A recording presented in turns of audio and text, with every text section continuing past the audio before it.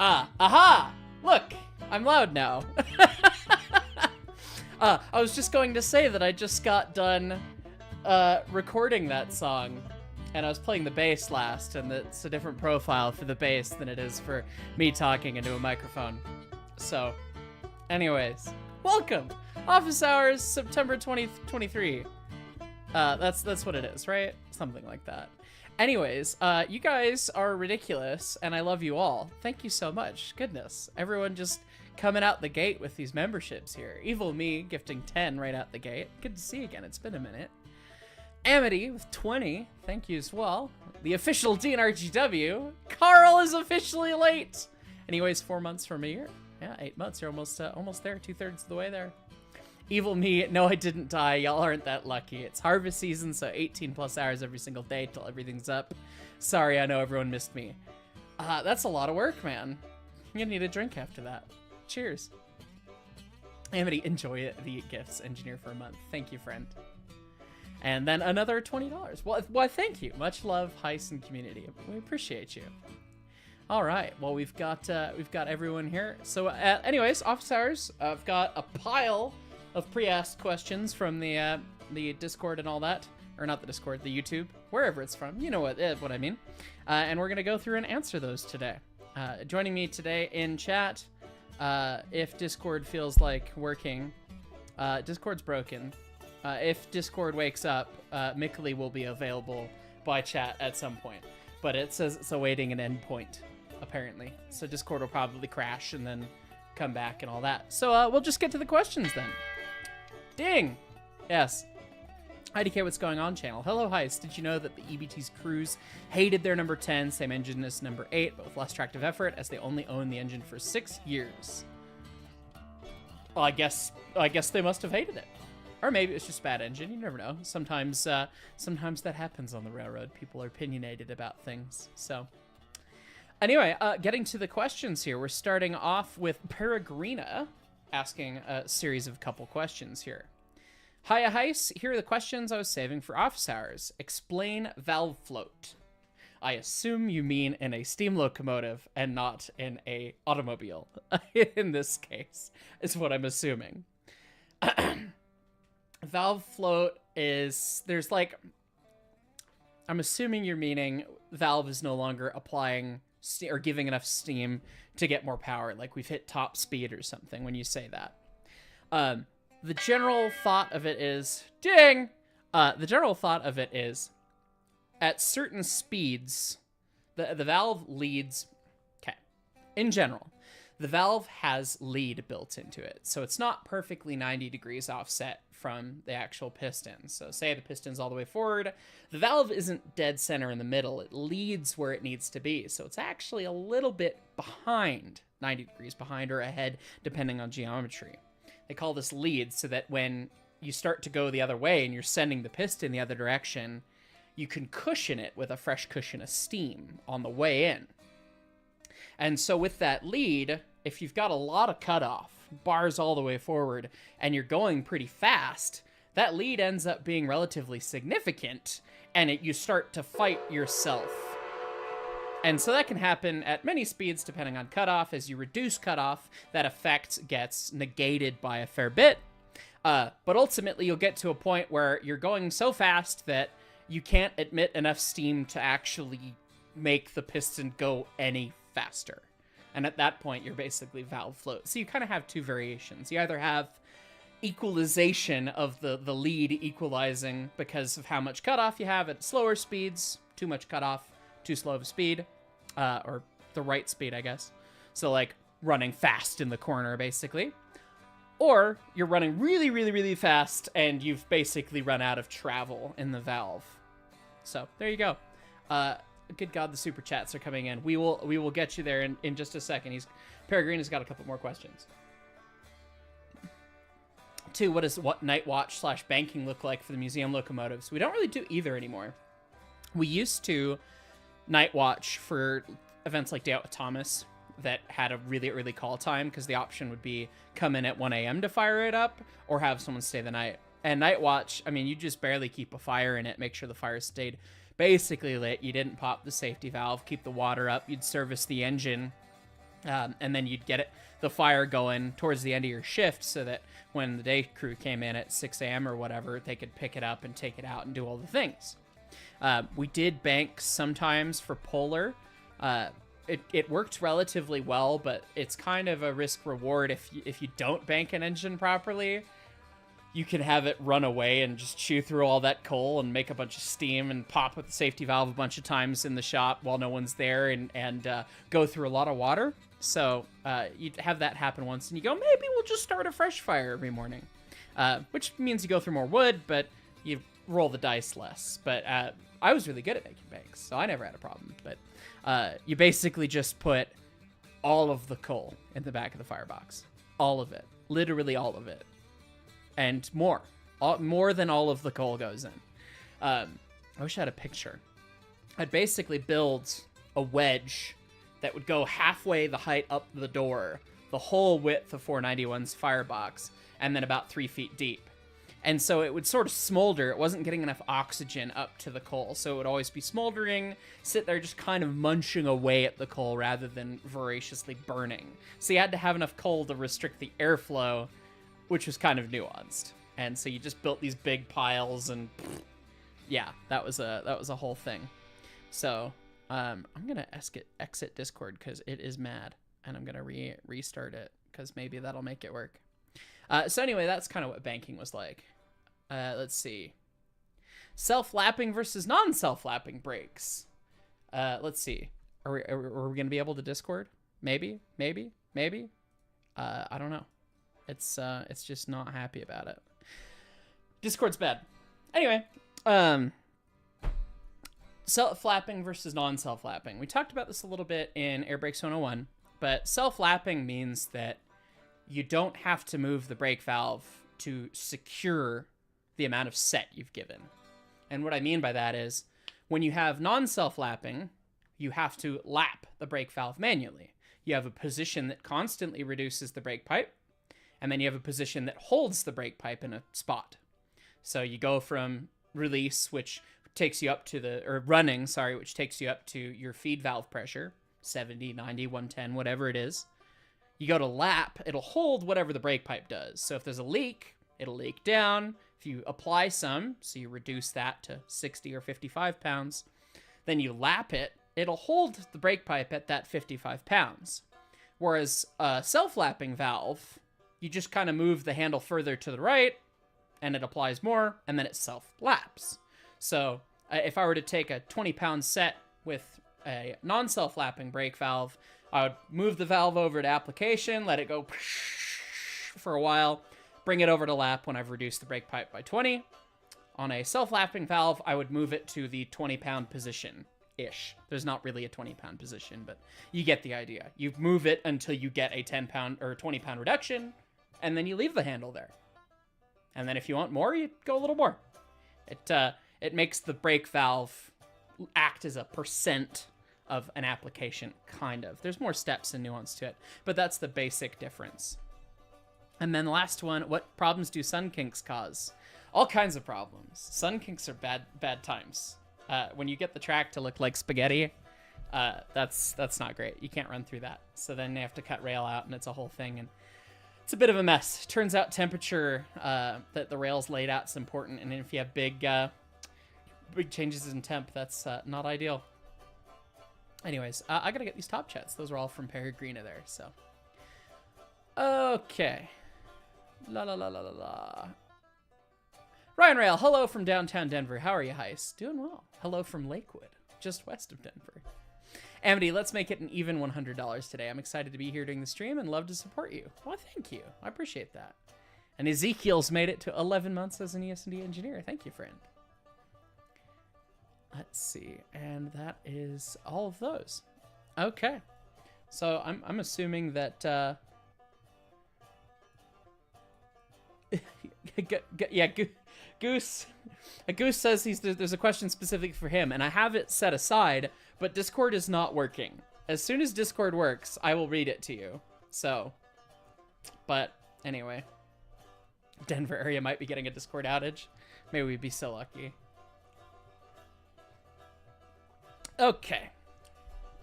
Azure Pony. One question I have for Hyce is if he has heard of iron donkey trains, which were trains made from iron donkeys when the wood was logged from an area.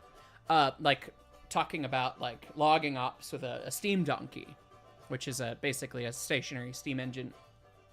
I've heard of different applications. I'm not sure of the exact application you mean, but feel free and shoot me an email, channel email, or message me on Discord if Discord ever works. A picture of what you mean, and I will take a look. TSMGL YouTube. What are the official factors that go into determining what type of signal is used at a location? Wow. Wow. That is a whole pile of a question. It seems like such an innocent question, but it depends. Drink. On the railroad, what standards they want to use, what kind of service it is. You know, obviously East Coast had different signals than West Coast. Light rail transit has different signals than, you know, heavy rail and all that stuff, or commuter rail. It depends on how much is going on at that certain location based on those standards, right? So if you have like a Pennsylvania Railroad position light signal, that's different than just a normal 3-mast or 3-lensed single-mast signal. You tend to get into the more complex stuff depending on how many options there are. Am I mid-block and can all I do is stop or go or slow down? Okay, well, you're probably going to get a 3-light typical signal. Am I coming up to a junction that's got you know, a couple different tracks? Okay. You might still have one and you use the flashing yellow to say, okay, I'm going into the siding.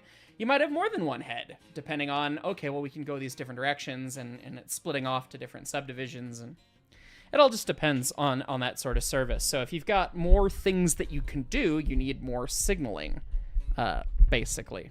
So that's kind of the idea there. Good God, Ezekiel. Why, thank you, friend. 50 memberships. Good Lord. Thank you. I never know what to say. Much appreciate you. Bobby's Enterprises. I've got a diesel video with a cockatoo jack in it for you to see. I'll send it to your Discord. Been living your content, keeping it up, and watch out, Limes. Why, thank you, friend. Oh, goodness. I appreciate that. Peregrina, thank you for answering my questions. A miracle happened and I'm here. Follow up, can you explain bailing brakes? Most of my questions were inspired by Deer Valley content. Oh, awesome. Bailing's a term for releasing the independent brake. And that's something you can't do in Deer Valley, which I've noted in several episodes recently, where typically when you're operating a train, you don't want to use the driver brakes on a steam locomotive because you can heat up the tires on the wheels themselves and you could slip a tire. So you don't want to do that. That's a bad time. So basically, you want to make sure you're not applying those driver brakes. And if you think about it, if you're running passenger, if you take an application with the automatic and you don't do anything else other than apply the automatic, ding. If you do nothing other than apply the automatic, it'll apply the engine, tender, and then everything as it goes back in order. And the engine is usually significantly heavier than the cars behind it, and it has a lot better brakes because it's heavier, it's got more normal force, all that. So when it applies first, it's going to jolt everyone behind you. They're going to feel the train run in against the engine before those cars set up. Split second, but if you set up enough, you'll definitely feel it. So bailing is the process of holding the independent released. So you'll watch videos of me running with our brake stands and everything. I hold the independent hard over in bail or quick release, and I apply the automatic and leave it hold bailed for a couple seconds, make sure nothing applies, and that guarantees that the engine and tender will not set up from that automatic set, because the automatic will set up the engine and tender. And so if you do that, only the car's set up and you keep things stretched out behind you. You don't use the more powerful brakes. You don't knock the people around. In Deer Valley, I thought it would be great because they're simulating the heat of the brake shoes. You see the brake shoes glowing orange, like your tires would be hot. You'd be slipping a tire if you were really there. Please don't implement that alt feature. That sounds like more pain that I don't want to deal with in your silly game. But it would be cool if we could bail the independent off to prevent that release. I don't think it would make a darn bit of difference in Deer Valley because freight doesn't complain and there are no passengers yet. And the smoothness is not really something you can perceive because you don't have the butt feel of playing, you know, when you're in Deer Valley, you don't feel it in the seat. Like if you have a bad engineer and you're firing or something, you're sitting in the seat, you will feel the train running on you. And that's through a 50-ton spring buffer. Yeah, that's a bad time. So don't do that. Definitely, yeah, all that stuff. So anyway, that's kind of what bailing the Independent's about. On the old steam engine stuff, you just hold it in quick release. On the more modern stuff, you actually press the handle down, and no matter where it's at, it can bail and release the engines, which is pretty cool. So anyway, looks like some top chats have popped in here based on the ding-dings. So IDK, what's going on, channel? The story behind East Broad Top 17 having yellow grab irons, this may be a made-up story, is that it was done by Kowalczyks to piss off the rivet counters. I would not be surprised. I don't know Kowalczyks. I don't know if he had that sort of attitude. I've met many people who like to express that sentiment of pissing off rivet counters, and they do all sorts of things in spite of that. So anyway, Jay Christensen, welcome to the Conductors. And Evil Me, sorry, time to get back to work here. Y'all have fun. We will. Thanks, friend. Okay. Back to the pre-asked questions, and Discord is still broken, so single tier. Connor Randall 8424. When will we do another Steam and Steel episode? We're probably not going to do another episode of Steam and Steel. It did not really do terribly well, unfortunately, on Con's channel. More so than mine. Didn't really do that great on mine either. Con and I will be playing games again. We're not sure what we're going to play, but we talked about doing collabs, and we know that we want to do that. So anyway, more will be coming on that. What we're likely to do, though, is we'll probably play Steam and Steel on streams. Kind of do like a weekly stream like we used to with the Hardcore Map and the MOW crew back in the day. I've been talking about doing that. Unfortunately, my next couple weeks are very kind of travel heavy and hard to pin down lots of other things. So it'll probably be kind of mid-October that we look to trying to do that. So anyway. Highball 5550. What determines which axle the engine will be driven off of? Design, what are the advantages and disadvantages to each? That's a good question, because they tried all sorts of different stuff back in the day, and it's really about right-sizing the main rod. The main rod is big and heavy, and if it gets really big and really heavy, it can cause a lot of problems with hammer blow. You need a lot of big counterweight to support it. You start having a bunch of rotating and reciprocating mass, which you want to limit. So you don't want it to be too stupid heavy, but you also don't want it to be too short. 346 is an engine that has a short main rod. I have a model just so right here. Let's see. Yes, so you can see the main rod on 346 runs from the crosshead to the number 2. And on a lot of 280s, it actually runs to the number 3 driver instead. And what you end up finding out with the main rod that's short on 346 is that the ratio of how much forward-backward it does to how much up and down it does is pretty close ratio. And so the engine starts to do the waddle. People have posted that clip of me running 346 and banging my head around as I'm getting jostled left and right because the rods are doing so much up and down and causing the engine to tip so much. Whereas an engine like 318, similar sized engine, they coupled it on number 3 instead, lot smoother. It does a different shimmy. It kind of does the this way side to side shimmy as opposed to the roll down the axis of the track shimmy that 346 does. That said, connecting on 2 is still totally acceptable. You'll see big engines with huge drivers like 844 and 444-49 connect on driver number 2, but that's because their drivers are huge. You could fit 2 of 346's drivers in the space that you could fit 1 of those. And so based on the stroke, they're still not going up and down that much. They keep that happy ratio. They're not too short connecting to the 2 because the wheels are so big. So it's about balancing that. If they went to the number 3 on those big drivered engines, the rod would weigh way too much. Discord, it works? It works. Look at that. It fixed itself. Goose and Mick are here, and so we will get to the question for Goose next. Let me finish this main real rod quick, question. I want to say that 346 waddles so hard that she rings her own bell. Yes, as you said via top chat as well. Yes, thank you. Yes. Yeah, she rings her own bell because the waddle is so bad. Yeah, I sent that chat right before Discord unfucked itself, so... Here we are. Here we are. It's fine. Anyway, the only other comparison I could show is like a nickel plate Burke is connected on number 3. But again, they have smaller drivers. They don't have the big 80-inch drivers. They're something like 70-inch or somewhere in that ballpark. So it's not that ridiculous to have the main rod connect on the number 3, and they get a little bit more smoothing out of it. So that's kind of the design thought behind that. So good question, Highball5550. Okay, let me get these top chats, and then we will get the Goose question, because you've got model trains to go play with. Are you? I do. Thanks, Dusty. Are you bringing your model trains? No, because none of what I have at this point is DCC, and that is the entire layout. Yeah, but you could still put it on the layout and giggle at it. Anyway.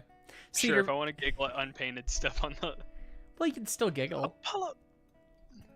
Sorry, my cat is falling off the back of my chair onto my neck. Oh, it's fine. He's just trying to show how much he loves you.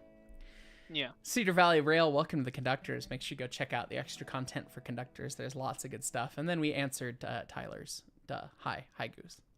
Hi. Farm Shop Chronicles, Conductor for 6 months, half a year of limes, yay. Also, I've wondered, what is the Class 1 railroad procedure for, oh my god, the locomotive is on fire?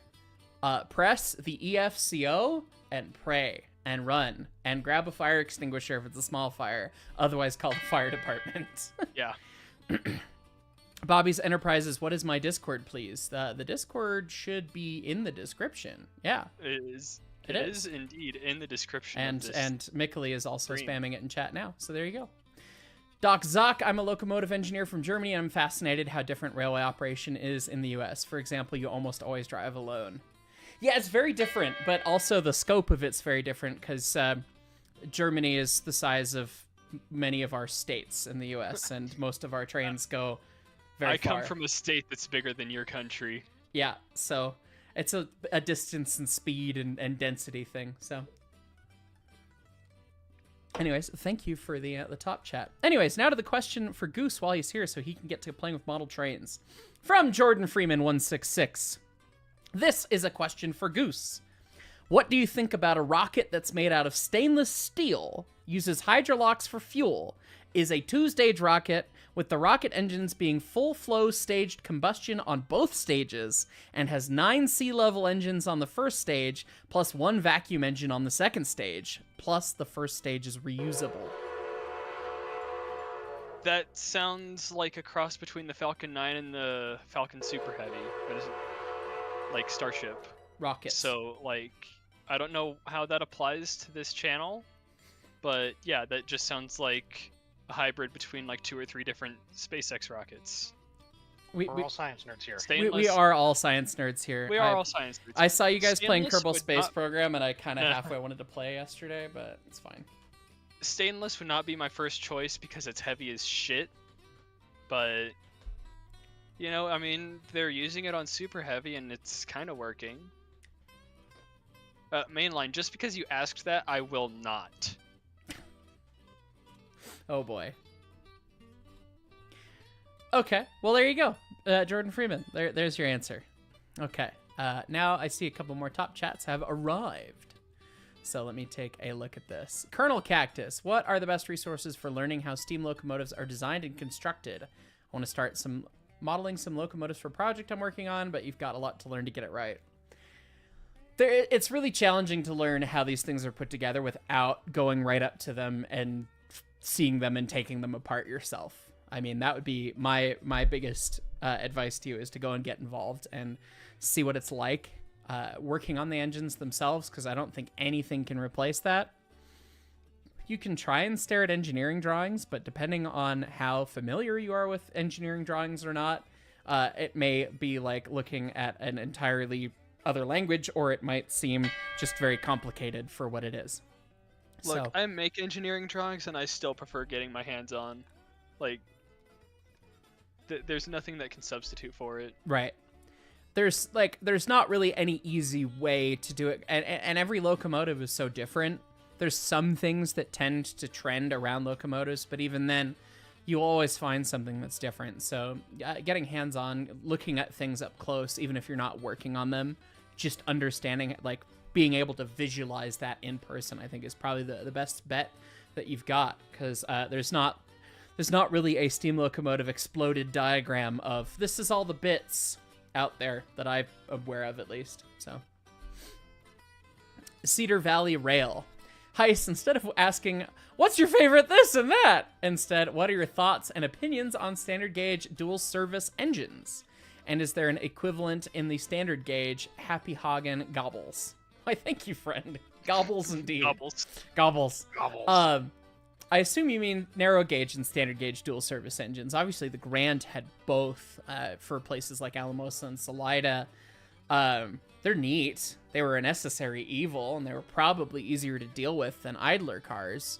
Because Lord knows, yeah, anytime you have to deal with that sort of thing. If you could just couple the both, that would be better, just innately, because the amount of times we've ended up using Pee-wee as an idler on the quad rail at the museum, like with 4 just absolutely wrecking poor Pee-wee coupled into a standard gauge car, because Pee-wee's got 2 different height couplers. I remember yeah. Jeff handing me the knuckle off of Pee-wee because he kind of grabbed it, didn't know what to do with it. Then he handed it to me, and I didn't know what to do with it, so I kind of like waddled off like 15 feet off the edge of the rail, just dropped it. Yep, as you do. Because we were doing exactly that. Yeah, that sort of thing happens. So having like a locomotive dedicated to it would be nicer than an idler, I would imagine. And obviously, if it's narrow gauge or standard gauge, that just dictates where you can go. Like, they had some standard gauge engines that had multi-pockets. They had some narrow gauge engines that had multi-pockets. They had the 50 that had the T-slot pocket and the hydraulic jacks and everything to move the coupler around. And probably a pain in the butt to service and deal with all that stuff. But, you know, easier than using an idler car. So definitely cool. Your local historian. Welcome to the ES&D Conductors. Thank you, friend. That Mexican Rail fan. Been meaning to ask opinion on the NDM 480. Goose, I demand a picture. I trust that you can find one. I'm working on it. I'm working on it. I will answer when I get a picture. I think I've seen pictures of it before. I think it's pretty cool, but it's well proportioned. I like it. 480s end up being kind of cool. So VC text 3002. Oh, that's dope. Yeah. Oh yeah. Wagon top boiler and dude. Like, yeah. That's cool. That's dope. It is cool. I wish I had the second sand dome like most other Mexican engines, but it looks dope. This thing's cool. The proportions are great. What is going on with the branch pipe jackets, though? Those branch pipe jackets are like the size of a small country. What's the little doingle in front of the stack? Is that like a stack sprayer? I believe that is the exhaust from the dynamo. What? I don't see where the dynamo is on this thing. It's got power reverse. That's cool. Wall shirts. No Baker. Baker. Oh. Mexico loved Baker stuff. There's a 3-foot 10-wheeler they had with But it's Baker. got. Why has it got 11-inch pumps hidden right there?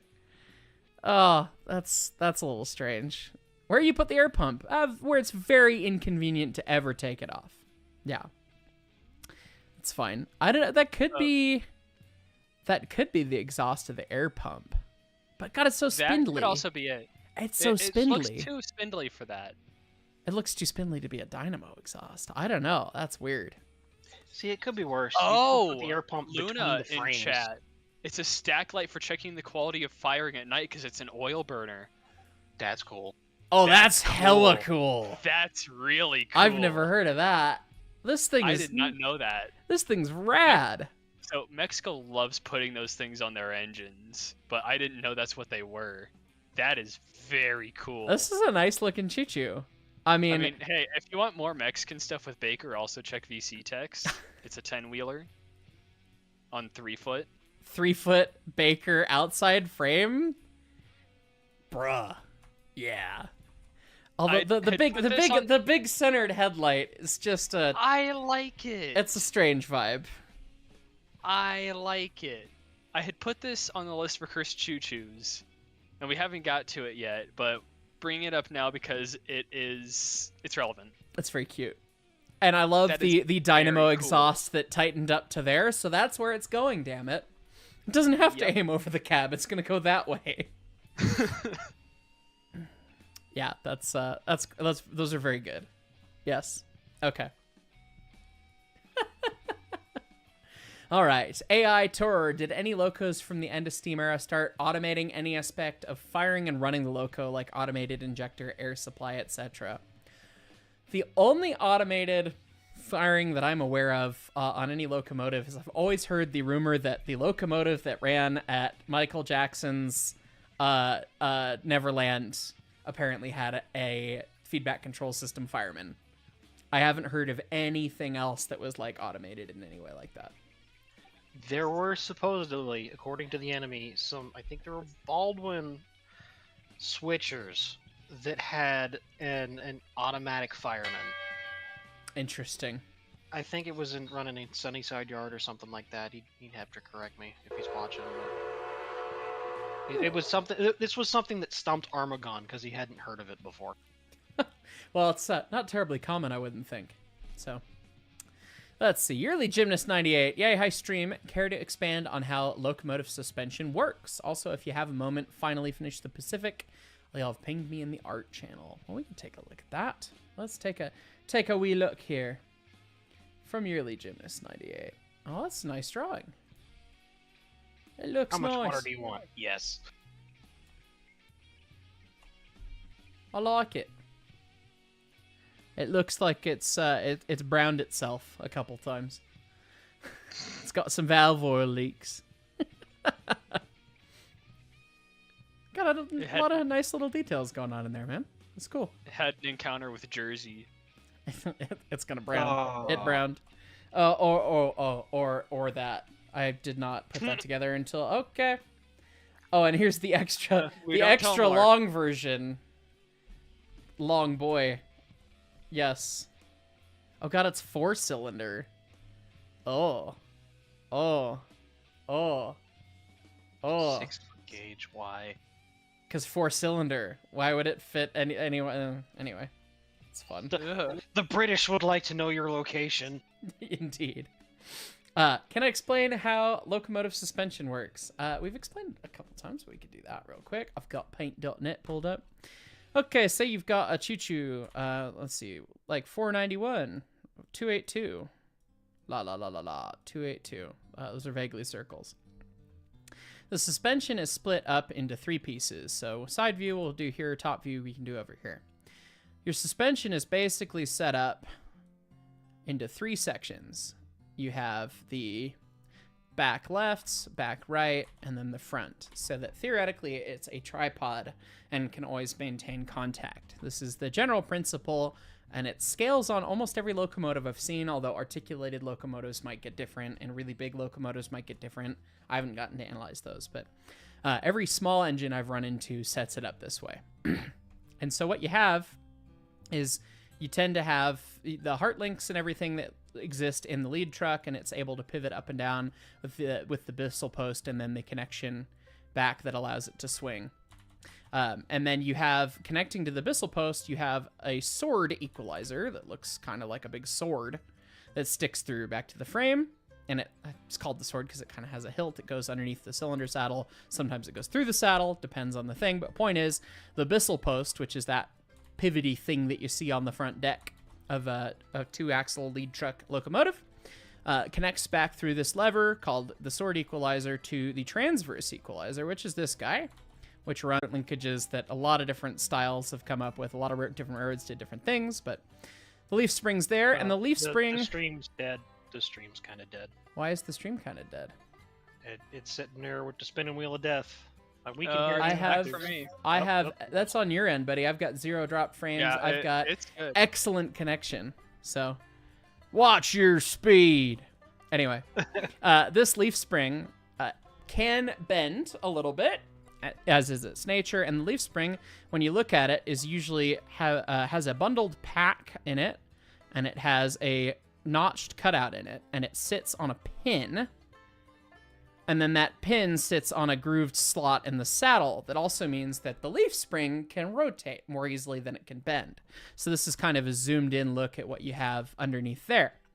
And then this sits on the actual driving box. It's called a saddle because the frame will run through it.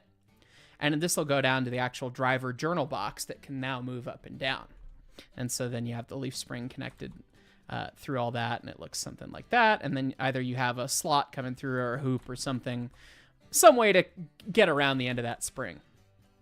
And so that spring is then attached to this hanger, which then has an equalizing lever, and then another hanger, then another spring, and then another hanger, and then it's dead pinned to the frame. So there's a block that sits in there that sits in a nook of the frame.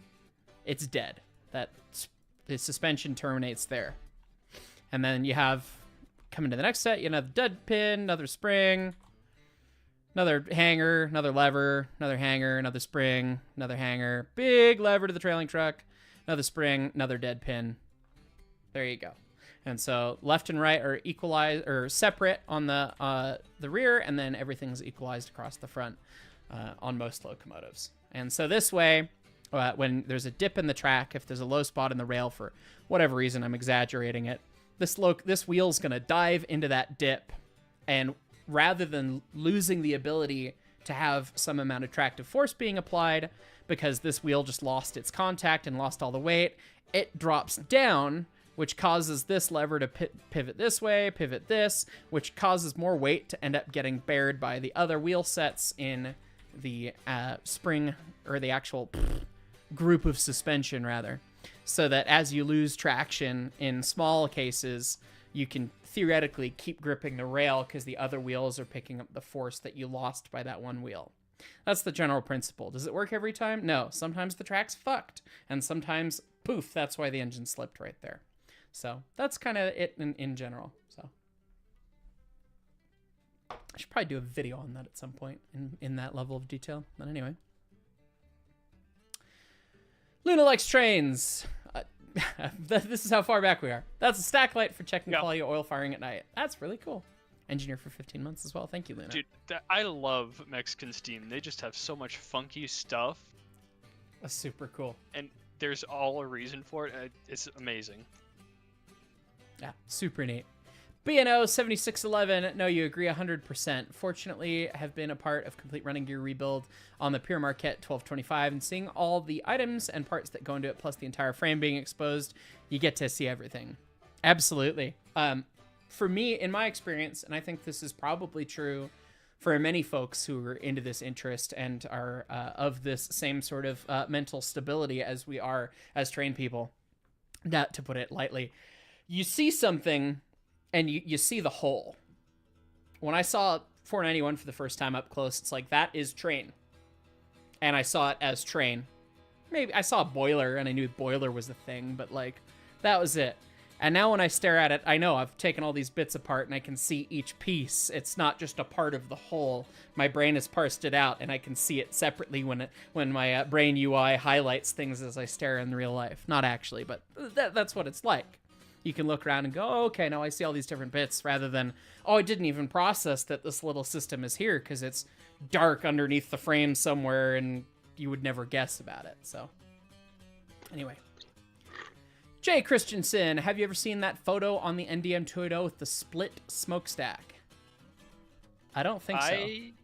I have not. I know that there is a Colombian 2882 with a tandem smokestack, but I don't know anything about Mexican 280 with a split. Yep. Send the picture via email or via Discord and send picture somewhere. I should probably get going.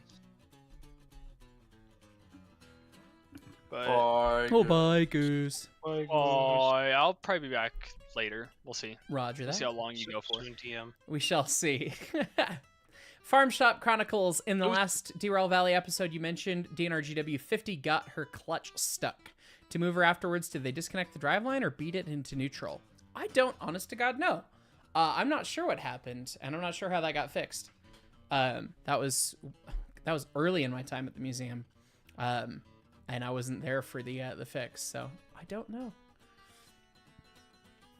Hopefully they they disconnected things and didn't just drag it dead.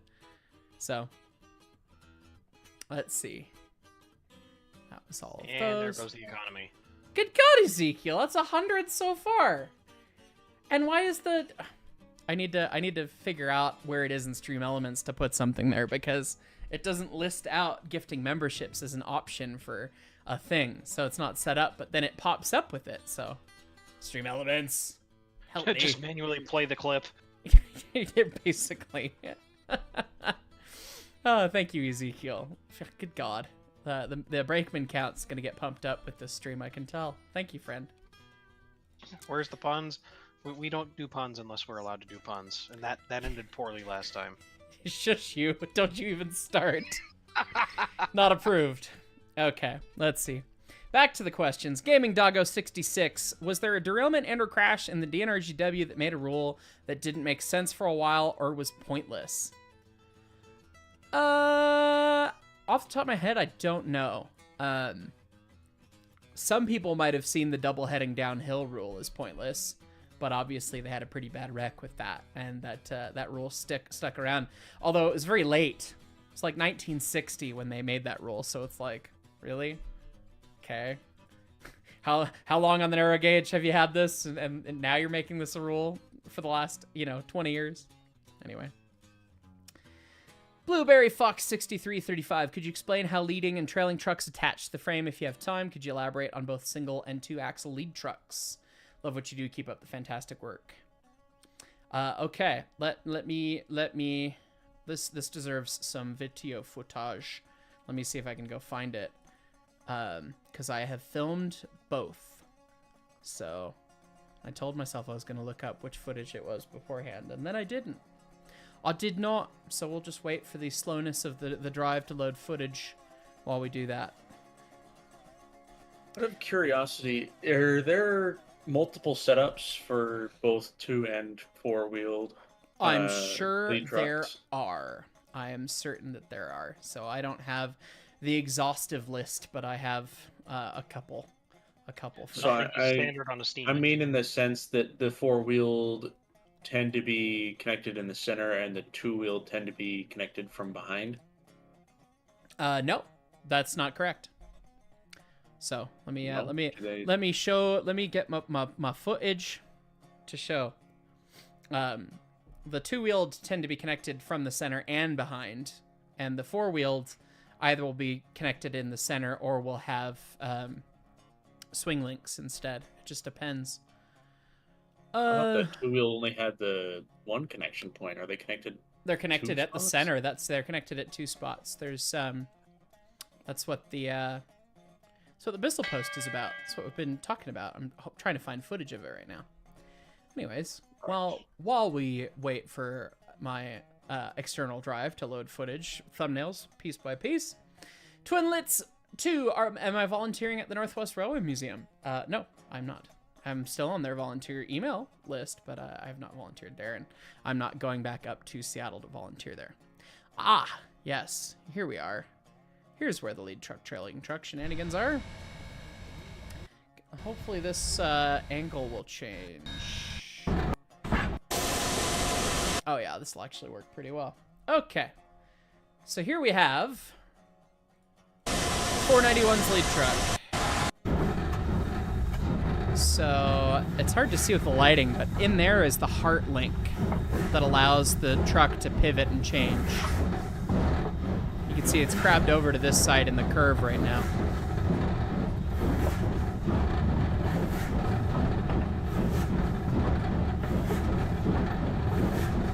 And the Bissell post is connected up top, up here. Slides up and down. And as the curve, yeah, it's just grease. That's all just coated in grease. It's disgusting. I took like 3 inches of built up chocolate off of that. Let's see. Let me find a straight part of the railroad. There we are. So as we straighten out, you can see it comes to center. And it's called a heart link because it looks like an upside down heart, like this, basically, that is doing that pivoting motion in there, and then it's schlorped into what looks like the underside of a peaked roof house. And so as it rotates and does the thing, that allows the lead truck to shift and also torque itself as it goes into corners.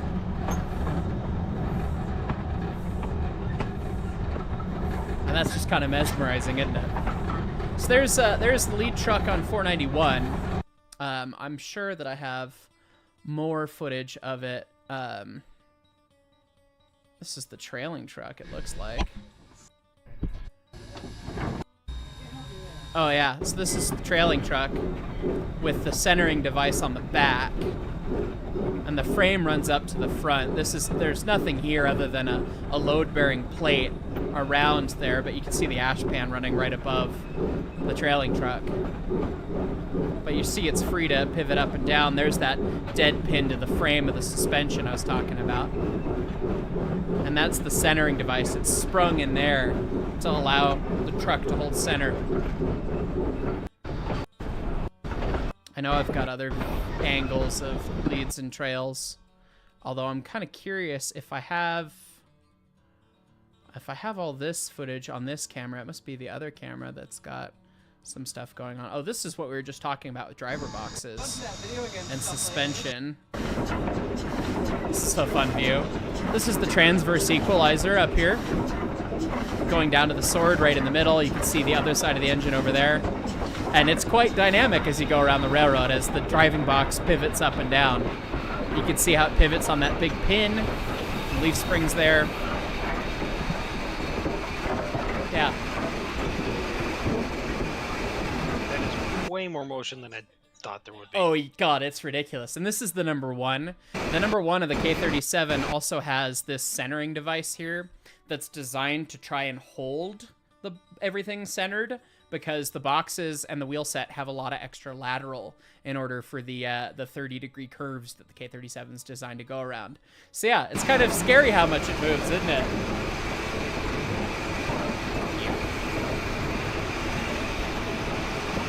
That's why it's moving very fast.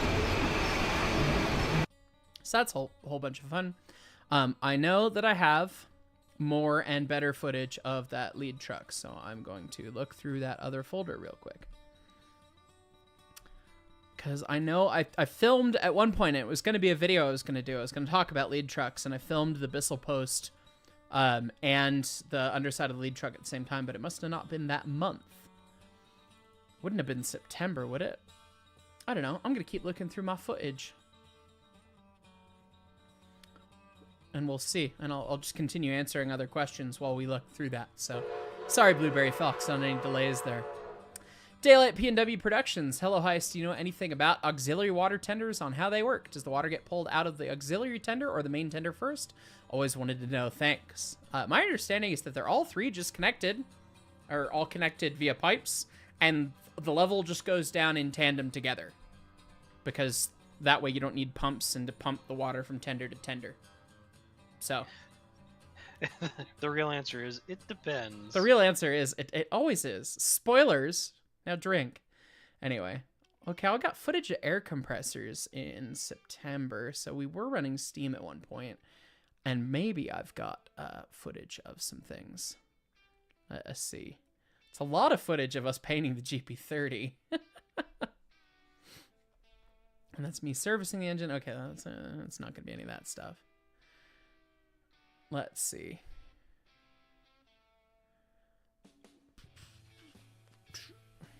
I guess the next question that I can answer while I look for more footage as well is from Jacob MC Dorman 6859. What are some of the stories you've heard about the restoration of RGS 20 and what the Strasbourg crew found on her? God, they found everything. Everything was broken. The dome lid melted when they went to heat it to take the nuts off because it had been patched with lead by the RGS. Literally, part of the pressure vessel patched with lead because it was a bad casting. Oh yeah, just pour some lead in there, it'll be fine. Fuck. Sure, it's fine. If that ain't RGS, I'll kiss your ass. Yeah, they used saw blades for shims on the crossheads. They most of the frame was ruined and out of tram and spaghettied, and there was a spike that was gas welded as filler because they didn't have enough filler rod, so they used a railroad spike and filled in around it with filler rod to weld the frame back together when it separated once. Jesus Christ. It's the RGS, man. I mean, they did what they could with what they had. And yeah, good God, they didn't have much. So, oh, here's the Bissell post.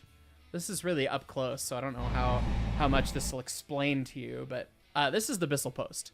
This is the top of the lead truck, and the sword equalizer is slotted through this.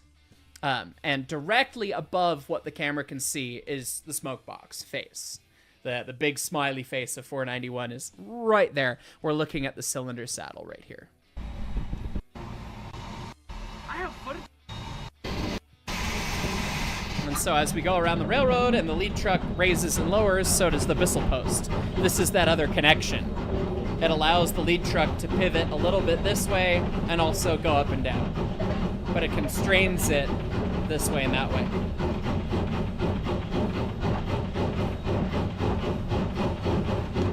It's a good thing the RGS didn't see Power Tools.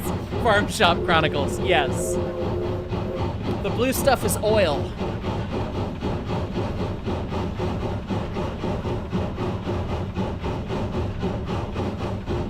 Ezekiel tabulated how much he broke the economy over the past year and put the link in MOWEC text. Oh, God.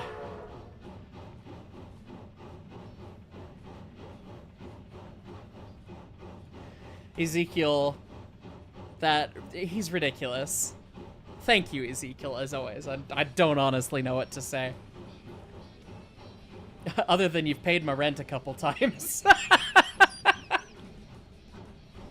Yeah, so the Bissell post, the blue stuff is oil. You basically make it look like one of those upside-down lava cakes when you oil around the engine, because it all rides in all those surfaces there, so you got to do that. Corey Gibson, are there any steam traction / stationary ends at the museum? There's a couple, like, stationary pumps and things that would have run on steam, like water pumps and small stuff, but there's nothing big. Yeah. RJ Stanlan, have you used a try on an engine that you operate? Oh yeah, we check them every day. We test the tri-cocks and make sure that they're happy. And yeah, you bump all three of them every day as part of the daily inspection, for sure. And when we're really nervous going downhill with a trainee fireman, we'll bump the bottom try and keep it open and listen. Definitely done that more than a handful of times. So, Zane Ortman, tips for becoming an engineer on a major railroad. Go be a conductor first and don't get fired. Wish I had better advice than that. I mean, that's really the reality of it. So anyway, hopefully the Bissell post showed off. I don't have good footage of where the second connection to the frame is, where the pivot at the back of that frame is, because good luck getting a camera back there. It's very inconvenient to get to. But that's basically a two-wheel lead truck. God, and when did I film 20's lead truck? That probably would have been in October or November. Maybe. I don't know. I know I've got better trailing truck footage on this one. Let's see. Is this what we want to watch? No, it's going to kind of show it a little bit. Okay, this is not the view that I was hoping for, but this is a fun view still. So this is the camera magneted to the drawbar between the engine and tender, looking at the trailing truck right now. All right, choo-choo starts to go.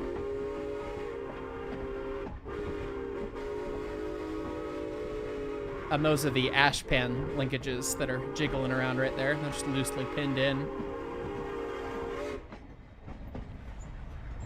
And we're about to go into a left-hand 28-degree curve, and you just watch the whole thing go yoink.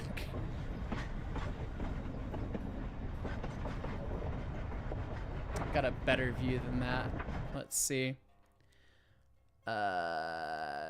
Trail truck from the front. No, that's not going to show us. We want trailing truck from the back. So that's going to be in camera 2. Let's see. Trail truck rear. There we are.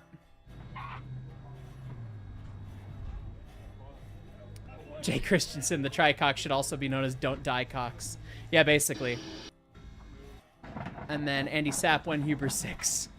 Hopefully we'll put it on again. This is the last time it was on, was last October. All right. So again, you can see this is the back side of that centering device. And then the frame of the trailing truck runs up by the number 4 and is pinned in at the front. That's where the pivoting comes from.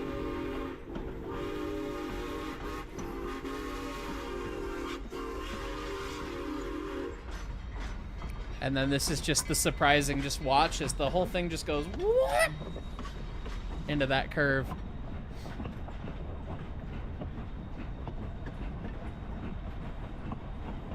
Yep. And then there's a big weight-bearing surface right there, and then right there. That is these actual big honking plates that allow the weight of the firebox to actually bear down on that trailing truck. That's where the weight transfer happens. And then the pin at the front holds the rotation, provides the rotation of the whole thing, and then the centering device tries to hold it straight and true. So I have a question. What? The drawbar. Yep. Is it just a rigid link with as little slop as possible, or is there any kind of dampening in there? Not in the drawbar itself, but there is a spring buffer between the engine and tender that holds them apart.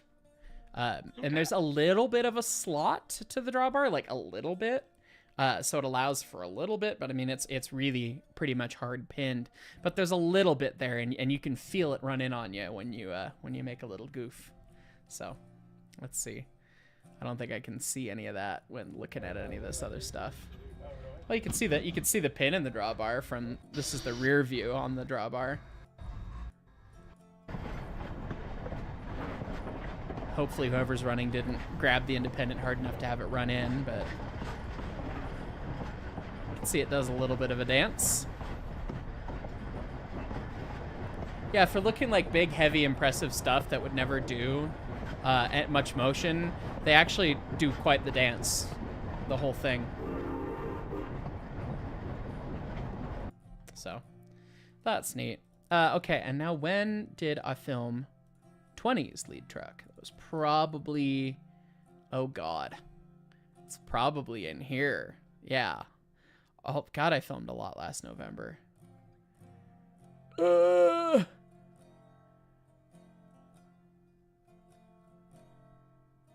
Was it November or was it December? Too much footage to sift through, don't mind me. Okay, it wasn't November. I just did a bunch of going through all this footage for that video that came out today. So where... Did I film that in January? Did I film that in January? Or was that in a different folder in October? Don't mind me.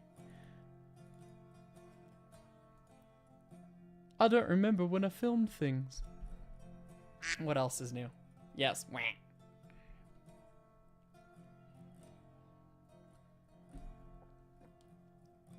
I need a glass of meatloaf.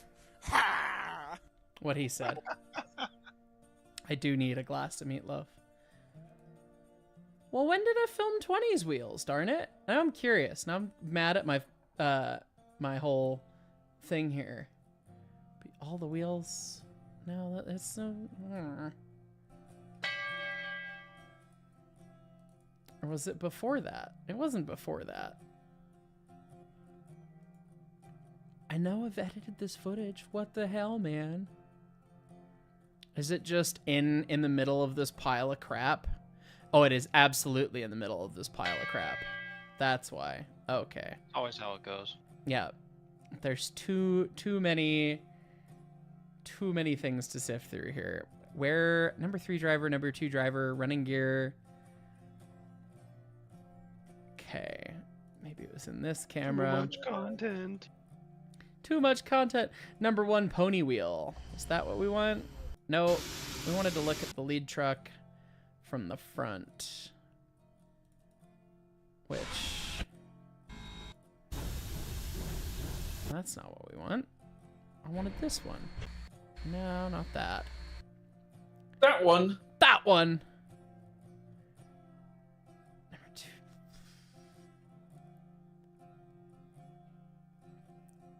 I swear to God it was in here in this set of filming, but because I know it's in that video with 20 when we watched the lead truck do the dance. Number 2 driver running gear. No, that's not what I want. Gloves. Yes, this time with gloves.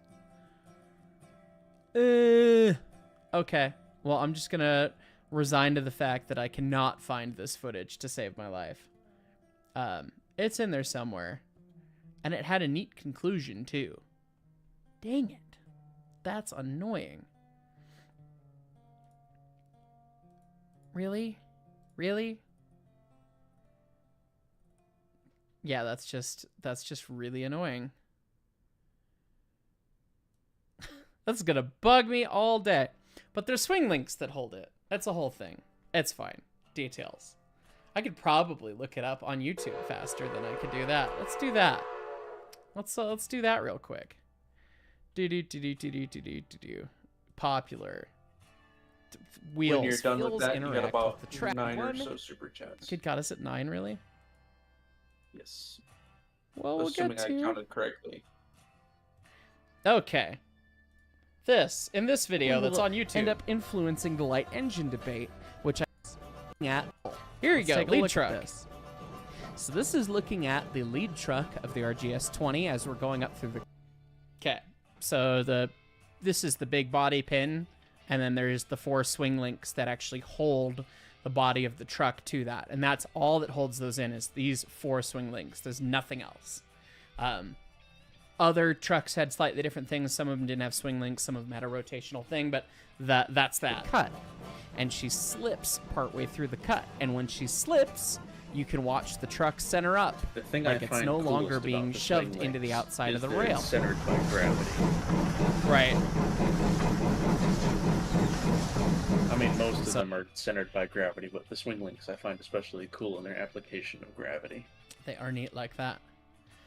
Okay, let's see. Last top chat. It's not 9. It's only 3. Oh, did I just miss the other ones you're talking about? Apparently so. Yeah. You got the Wen Huber 6 and the Tricox and all Yep. that stuff? Yep. What's Gamerboy the- 1027203. What engine uses more water? That's an interesting question after today's video. We have to fill up 20's tender more often, but it's a smaller tender. I don't honestly know. Ezekiel. Don't honestly know. Good Was the Christ, man. was this the swing links and stuff a pre-asked question? Yes. Right. The economy was green. The economy has officially been broken. Thank you, my good friend. Redline Overload Productions, what do you mean when you call an engine sad? It's sad. I don't know what else to say. Mechanically bad, potentially, in dire straits, bad things, many different things that are all sad. Yep, it's fine. Dwiggy 315, I have a book by the DRHS detailing the restoration of DNRGW 315, and in it is a table featuring tonnage ratings up a 4% grade. It says that C18s could pull 106 tons, while the C19s could only pull 92. Why? Because they derated the C19s because how bad they waddled. Literally. That's the thing. That was what we were just talking about. With the short main rod doing the dance this way, they would vibrate themselves to bits, so they artificially derated them based on that, so that they wouldn't fall apart. Yeah. How do you like them apples? That's a fun one. And then Ezekiel, yeah, with another 50. Good God, man. These memberships brought to you by Ezekiel. This stream brought to you by Ezekiel034. Thank you, friend. So the C18 and whatever the number is the active effort, right? If you're in the Rio Grande, yes. the number is the tractive effort. So C18 is about 18,000 pounds. The tractive effort, C19 is 19,000 pounds. So it pulls less up the hill because they derated them because the main rod and the waddling. With the derating, does that mean that they decrease the tractive effort? Nope, they just didn't put as much tonnage behind it so that they wouldn't have to make it waddle that hard. They left it where it was. So theoretically, it could still pull that much. It would just, kill itself doing it. So. Gotcha. Anyways, back to the pre-asked questions. Trains are cool 99. Have I seen The Train 1964? And what are my thoughts on it? I have not seen it still. It's been on the list. Feels like we bring it up every other office hours, and I still haven't watched it. So one of these days. Cold Install Storm 6881. Thank you all for all the marvelous content. I highly appreciate it. 1. Why is Leighton so suave, or is it character that he becomes whenever he's on camera? Leighton is equal parts suave and awkward always, at all times. Like, that is just who he is. Like, he will be very put together and he'll, like, dress very nicely and have a put together outfit, and his house is well decorated, and he's very pro in that way, and then he'll be just, like, the most awkward turtle sometimes, too. Because that's just who he is, and we love him for it. Hi, Leighton. Leighton was Carl the whole time. Pretty much. So, yes, Leighton is that suave, but don't worry, he's also that idiotic, which is why he's one of my best friends. Leighton has good taste in model train switches.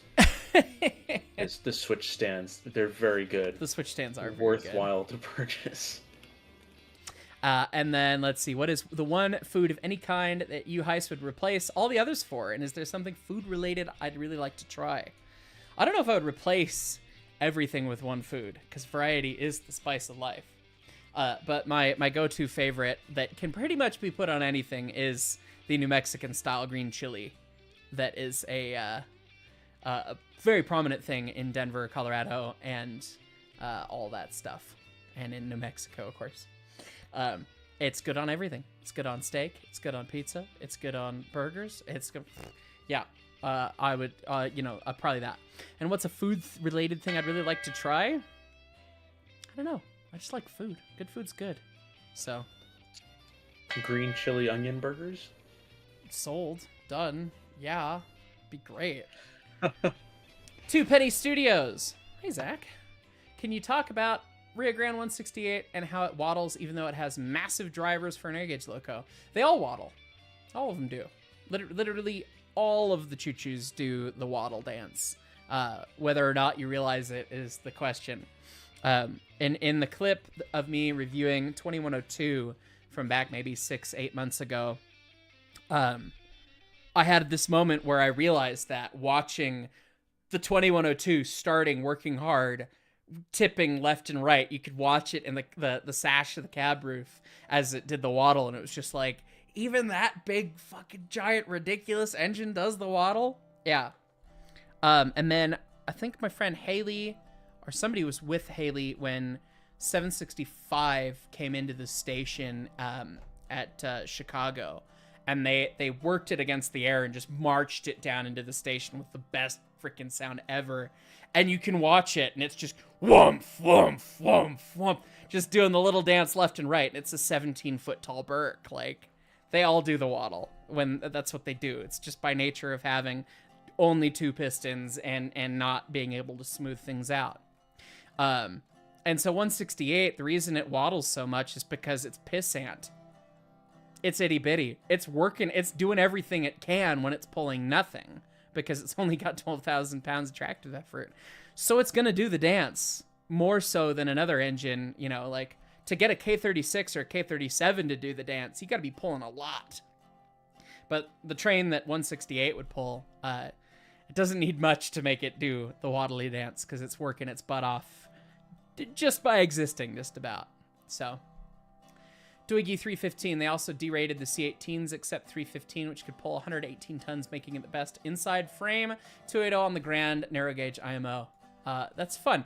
So the C18s are weird, and Jeff and I did a bunch of research, and I say Jeff did a bunch of research and talked me through it, and we talked about it, and he asked my engineering opinion on some stuff, but he did a bunch of research on 318 recently, last year, or earlier this year. I don't remember. We were messing around with it, and he's looking for parts for it and stuff.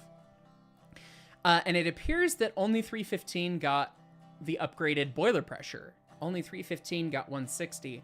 The rest of them apparently ran at 145 because of presumably iron rivets. And they tried replacing all the rivets on 315 as an experiment, and that allowed them to get higher boiler pressure, which is why it's higher tractive effort versus the rest of them, which, yeah, never got that. They deemed the experiment wasn't worth it.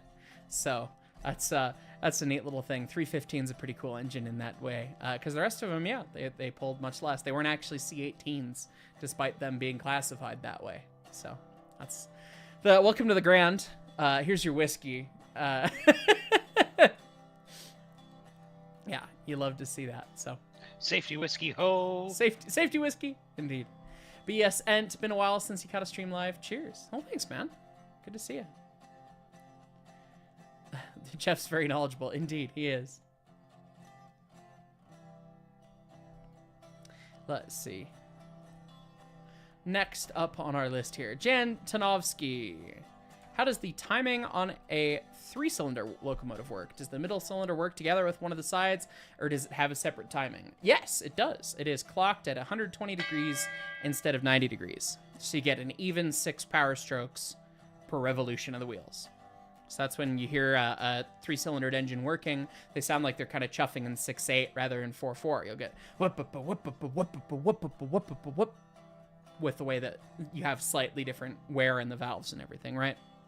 So, yeah, they're set at 120 degrees. So the cranks are at 90, they're at 120, and there's 3 of them.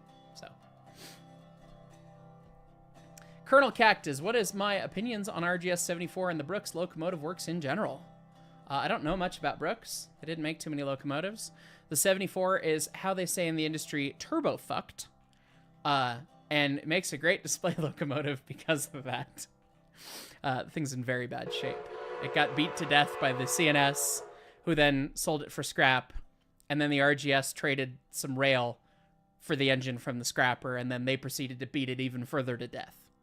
It's a cool looking engine. I bet it'd be a lot of fun to run. It's big, it's tall. The dual taper course means you got a bunch of space in the cab, even though it's stackless. It's a cool engine, but yeah, it's done. Jay Christensen, not a question, but used to be a part of the group that was attempting to restore what is arguably the saddest of the surviving DNRGW 280s, the 223. I think you can say that the 223 is the saddest of the surviving DNRGW 280s, which is unfortunate. It sounds like good things are coming, which is good. But yeah, it's been in kind of limbo for a little bit, it seems. So hopefully good things to come.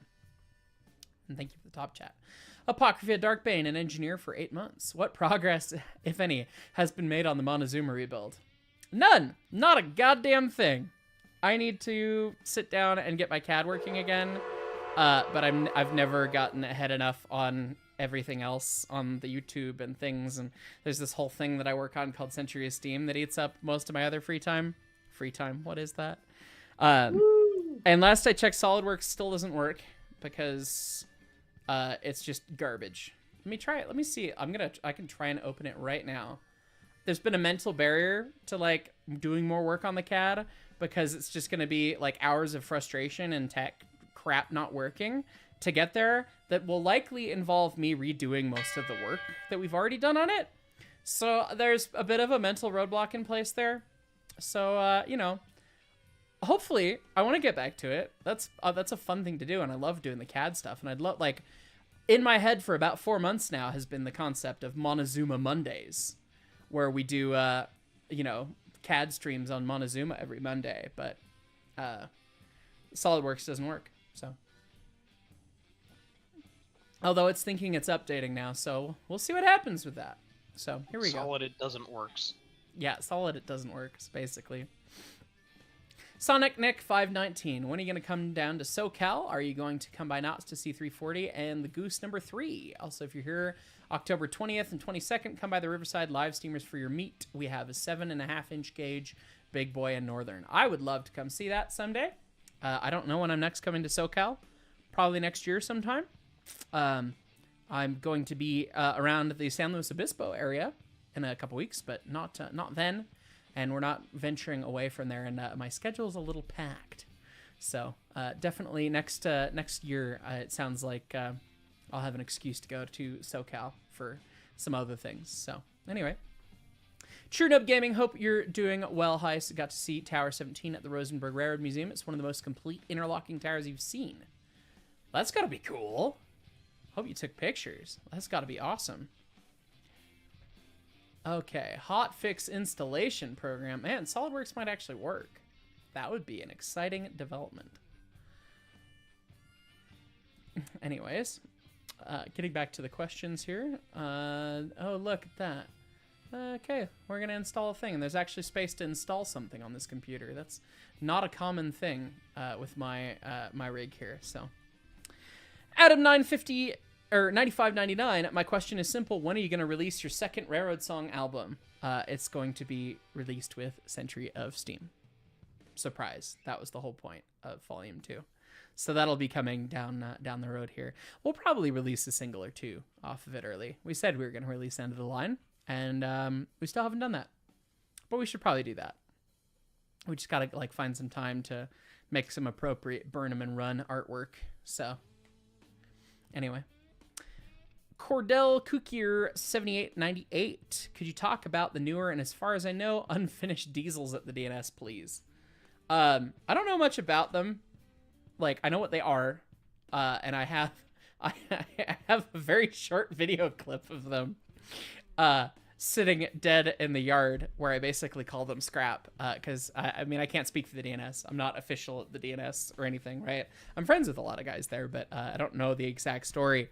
But they basically took F40 PHs or F40 locomotives and then cut them down and shortened them and then made them narrow gaugeable and stuff, and then messed up so much stuff that they're just not going to work. So it sounds like they're parting them out and getting rid of them, as far as I know. So they will never see any narrow gauge service, I guess. So We'll never hear the nya nya nya nya on the narrow gauge. never hear the nya, nya, nya on the narrow gauge. No, you're just gonna have to live with the Alcos. So let's see. Mateo Quo 7502 comments on the Mount Rainier Scenic Railroad returning to operation. Is there anything you're looking forward to seeing it on in the future? The 5. Do the 5. I've only heard good things about the 5 at Mount Rainier. Everyone seemed to love that engine.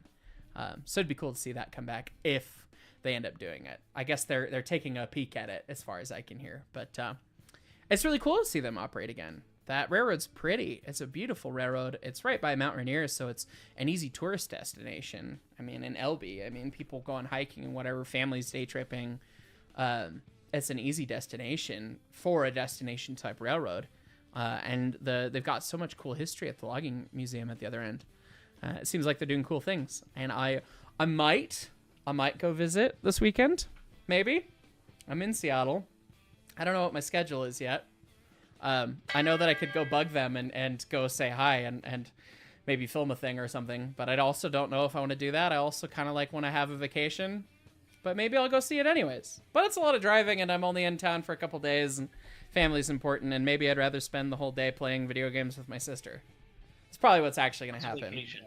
So, you know, there'll be another excuse for me to go home and see Mount Rainier at some point too. But very, very excited to hear that they are back up and running, of course.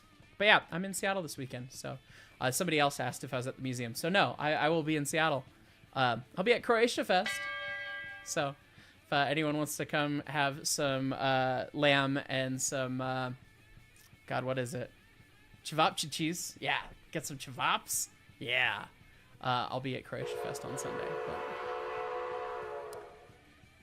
But anyway, Jay Christensen, somebody in the chat suggested that it would be cool to have a 315 and 346 doubleheader. Hell yeah, it would be. Give us a couple years. Phil's home, not turning this into a Century of Steam stream, and I'm not asking for any info, but just think, what if a 2-man steam rotary crew with a 2-man loco crew? That'd be really cool, wouldn't it?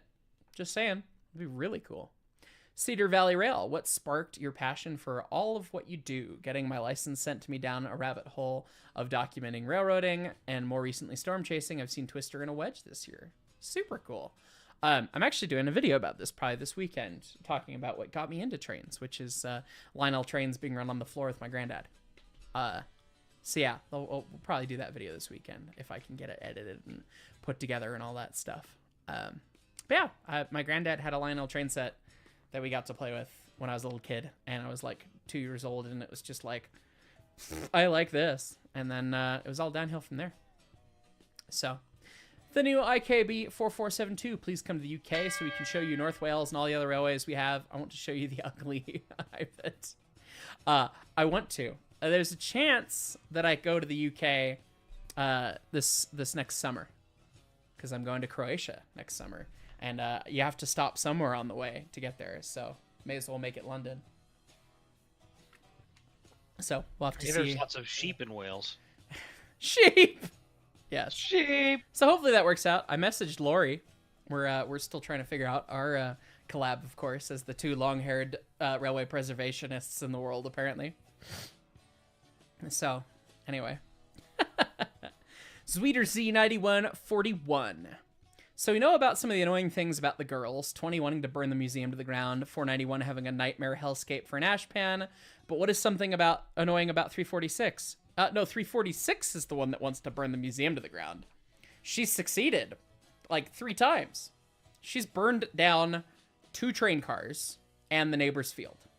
It's all back over 10 years ago, but yeah, she wears the Ridgeway spark arrestor for a reason, because the fire department said put a condom on that thing. Yeah. And then right now, like before rebuild 346, it's annoying. Like she's tired. A lot of stuff leaks. A lot of stuff wasn't happy. But she's going to be a rebuilt happy engine when she's done. So those annoyances will go away. Nathan Copeland or Copeland? One or the other? I don't know. Hey, Hyce, how long can a diesel electric run before an oil change? That's the neat part. You don't. They don't change their oil, they just add it. Yeah, I was going to say on the EMDs, they don't change the oil. We never changed oil on the EMDs. They would drain it, change the filters, drain it in the crankcase, change the filters, put more oil in, and they'd top the oil off when they had service. The GE had occasional flags for changing the oil and actually changing the oil. It was never more than annually unless they had some sort of issue. So maybe once a year on some of the GE power. But yeah, the EMD, burn it down, man. EMDs and oil is, sorority girls and tequila. Same difference. Kevin Beverly. What was the engine that spilled like 600 gallons of crankcase oil? That was an EMD that did not have the main scavenging pump from the crankcase hooked up to anything other than the air. So it was very obvious as to why it spilled all of the oil. So anyway, Kevin Beverly, if I ever come to Heston, let me know. Will do, friend. Thank you. Brakeman for 7 months. Eric Brinker 499. First, you've been very informative and entertaining. Actual question. Most interesting story from the railroad that I haven't told yet that I can tell on stream. I don't remember what stories I've told, what stories I haven't told, and what people think is interesting is always a different thing. I need to write down all my stories, apparently, because, when I get put on the spot with those, shrug. Yeah. Jay Christensen, diesel electric or electric drive, they don't need as many oil changes. I don't know if that necessarily maths out. Their slow speed diesel engines is the big thing. When you're running 900 RPM at full tits, that's probably more the case than anything else. And they have so much oil filtration and cleaning systems.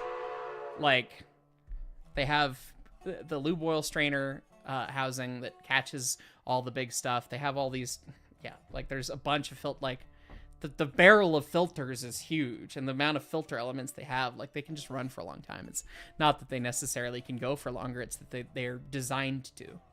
So 3900 class, bummed you're away this weekend. Tentative planning coming to the museum this Saturday, first time since 2003. We'll enjoy anyhow. Steam planned. Yeah, they're actually running 491 this weekend. So I won't be there, but the rest of the lads will be. So conductor for 12 months. You made it a year. Go see the engines. Go say hi. Two Penny Studios. Mark, can you talk about the weird bricks that were once the diesels at the museum once upon a time? Didn't the DNS buy them? Were those the same you were talking about earlier? No. The weird bricks that were the diesels at the museum once upon a time. Oh, you mean the 130 and the 140. That's what you mean by weird brick. Those are weird bricks. God, those are from US Gypsum originally. And they are at the loop now, .png. I don't know if I can find a picture of one. Let me see. Oh, yeah, look it up. You just look it up, US Gypsum 130.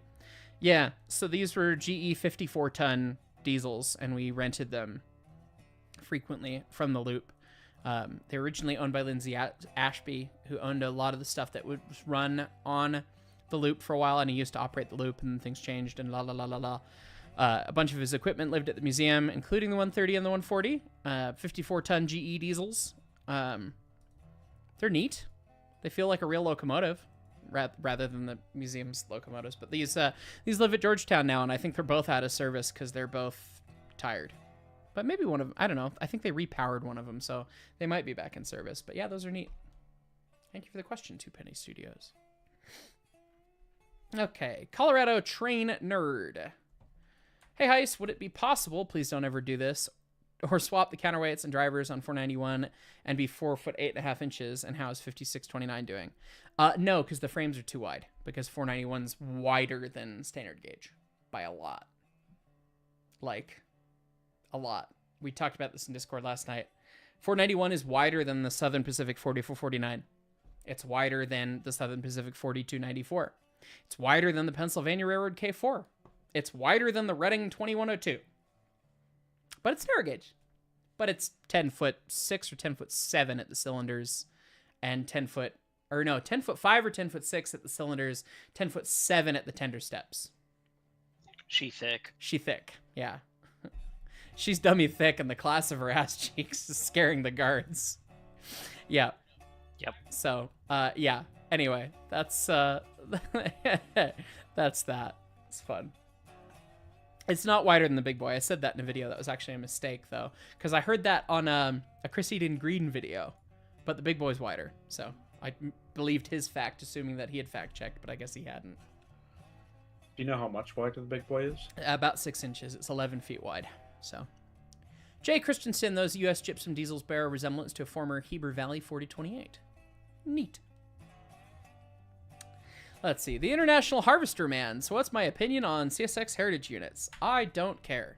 I don't care about heritage units. I don't really care about modern diesels that much. I know a bunch about them.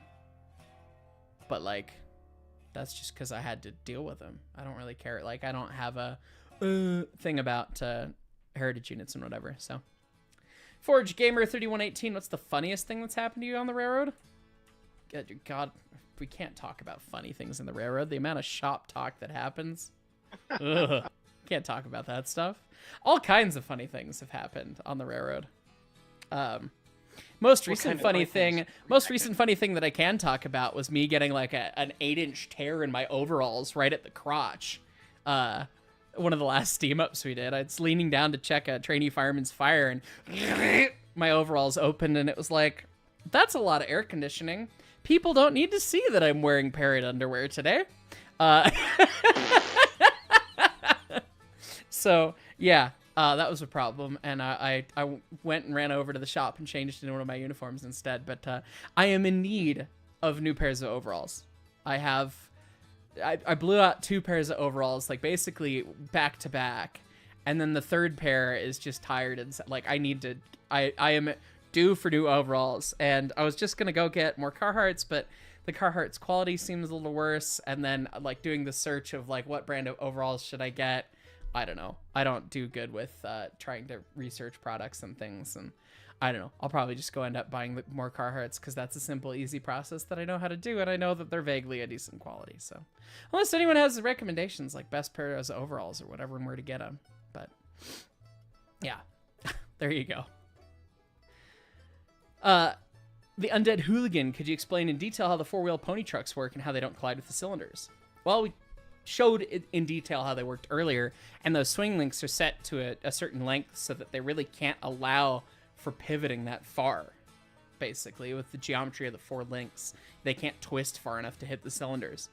Now, certain idiot dumbasses at Schenectady might have goofed up a little bit and made it so that when the brake rigging releases, it runs into the 4-wheel lead truck. But, you know, you could curse out people from 1899 or realize that the locomotive has run since 1899, set up like that. Dies.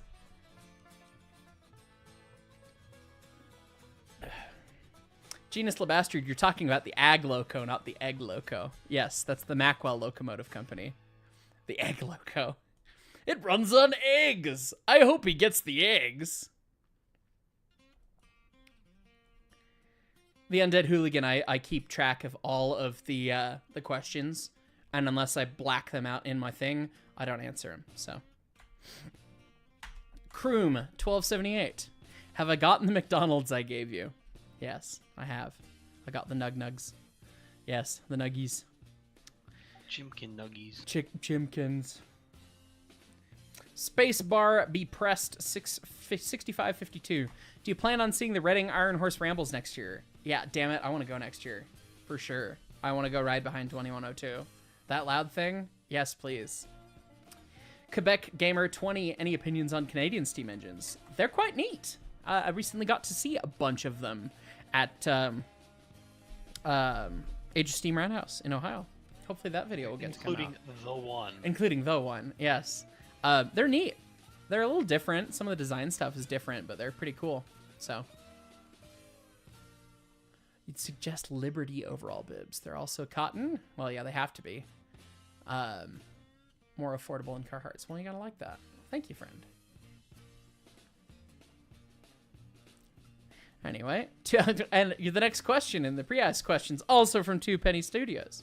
Talk about more of the standard gauge of the DNRG/DRG-RY, or DRG-W, would be an interesting story lesson. Maybe delve into the C41s too. Can include or leave out how they became K37s if you wish. I don't know shit about the Rio Grande standard gauge. I really don't. Like, I know what the classes of some of the locomotives were, and they're cool and they're pretty, but I really do not know that much about it. I lean towards the people that know, like Brett knows a bunch more about it. Dusty knows God a bunch more, and so do people like Mainline Through the Rockies and like all those people. Yeah, hey me, can I come in? Hey, I do. Justice for Mainline. Justice for Mainline. Do we bring Mainline in? We put him in. All right, Mainline, join a voice chat. We will grant you this privilege. Join a voice chat in the Hyce Cord. We'll drag you up, and you can talk about the Rio Grande standard gauge. Pow! You're live. Oh, hi. Look, it's Mainline Through the Rockies, the Rio Grande themselves. Hi. I'm the Rockies. You'll know me from the office hours chief secretary of the S&D. But standard gauge. Standard gauge is super underrated, honestly. As you know, a lot of it was scrapped, sadly, in 1956. Basically, everything on the roster was gone. We only have 683, but they had a lot of cool stuff. They did. So the Grand, we're working on actually making an actual documentary about this sort of thing. The Grand started as 3 foot, and then they realized, okay, well maybe standard gauge is better for some things. So they dual gauged a lot of things. And then they sort of went from that dual gauge to slowly becoming all standard gauge. And then they had 2 disparate networks that were the 3 foot gauge and then standard gauge with basically Alamosa as the dual gauge hub where everything was passed back and forth, if at all. But the standard gauge was like its own entire separate history of cool shit. So it's basically just its own thing. It's got. Trying to think here. The L132s and L131s are the 9th most powerful steam locomotive class ever built. The L105s, which are the super cool Challengers with the stripes on the front, which the stripes on the front is an interesting story. I don't know if I have time to talk about it, but you could tell that story. That'd be an interesting story for people to see. Okay, I can tell This that is this is an L132 for reference, so people can see that. Yeah. Yeah. Those are great the looking L132s engines. were quite possibly the best Challengers ever built. That's an L105 you're thinking of, not the 132. 132 L105s have the stripe on the front.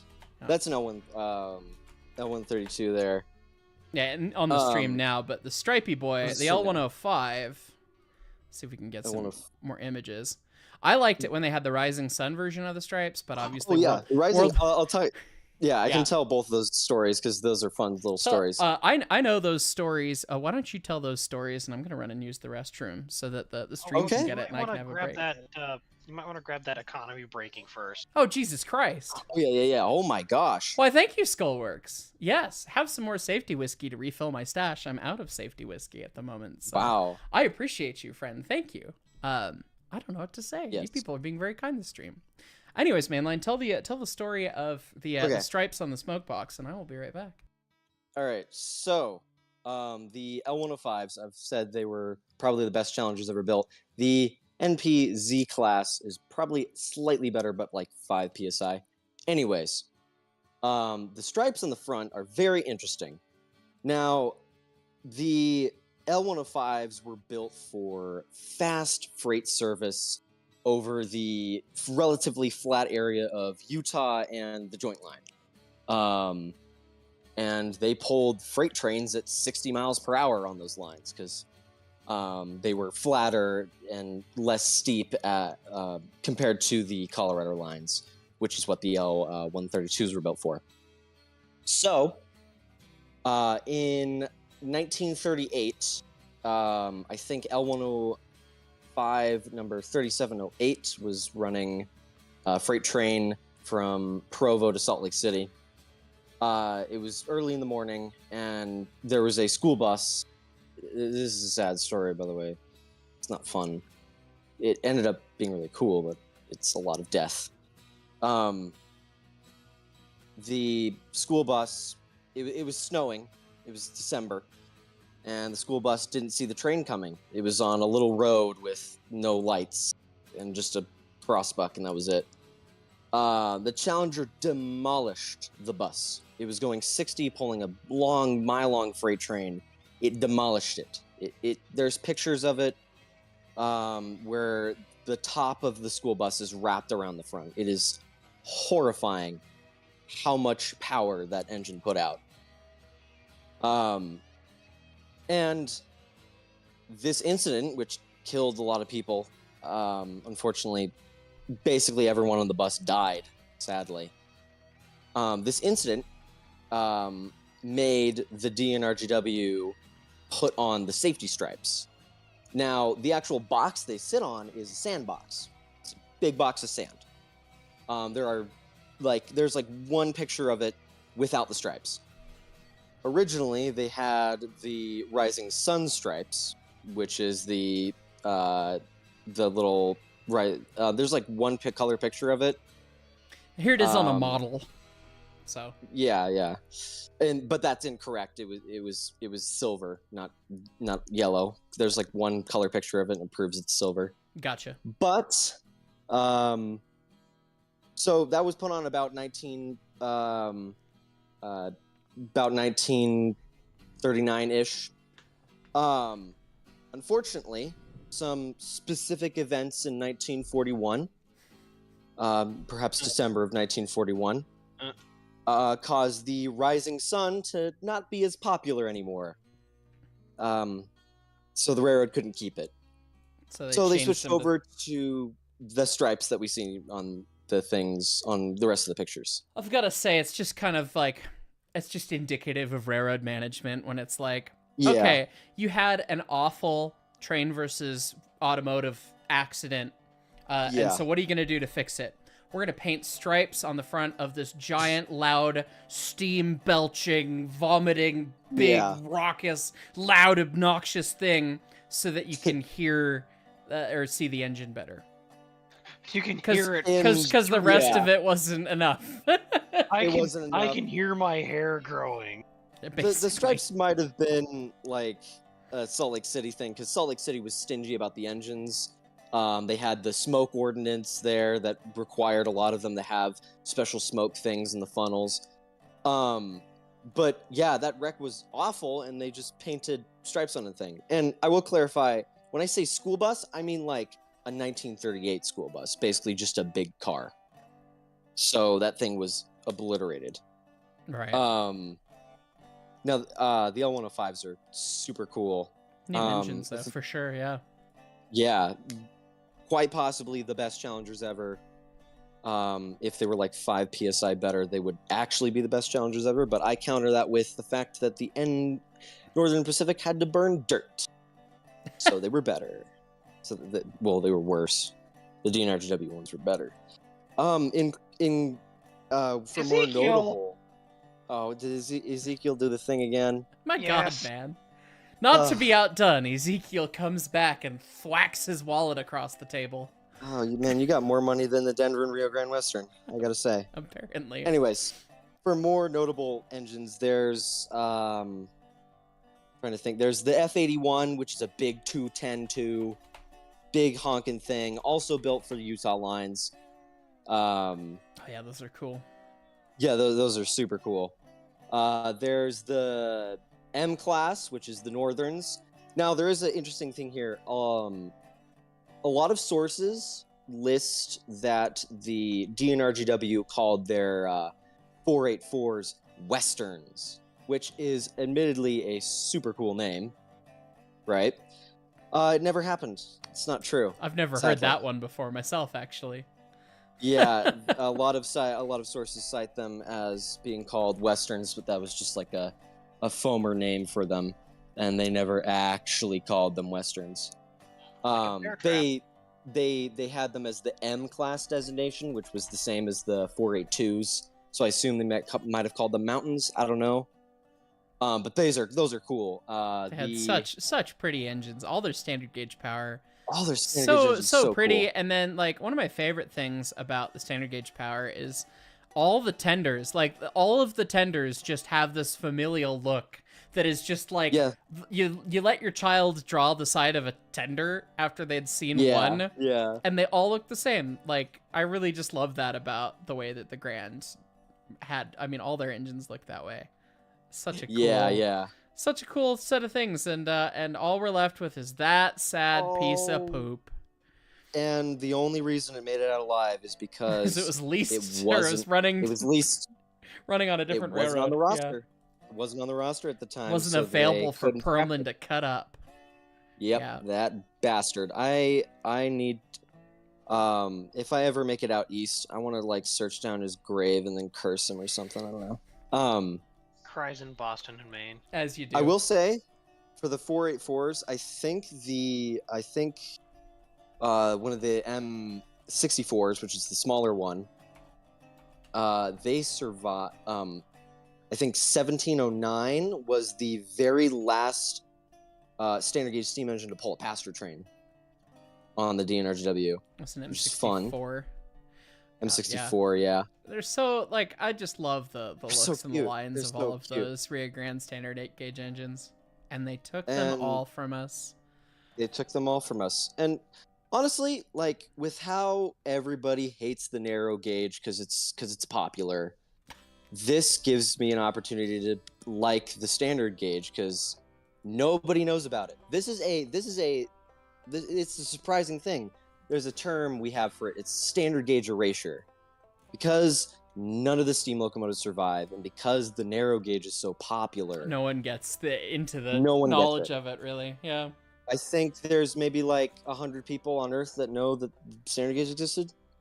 Only 100. Yeah. Yes. Only. It could be less. I don't know. But it's a very not well known thing. Right. Well, Mainline. Because thank you so much for joining us. But I've got several more pages to go through on on my pre-asked questions, and I don't know if we're gonna get through them as it sits. But I'll get a nice little overview of things, and we have to actually like put that video together because that'd be so much fun. Oh yeah, 100%, dude. I'd love to do that. You can message me later, and we can talk about stuff. Sounds good. I am working on the map, of course.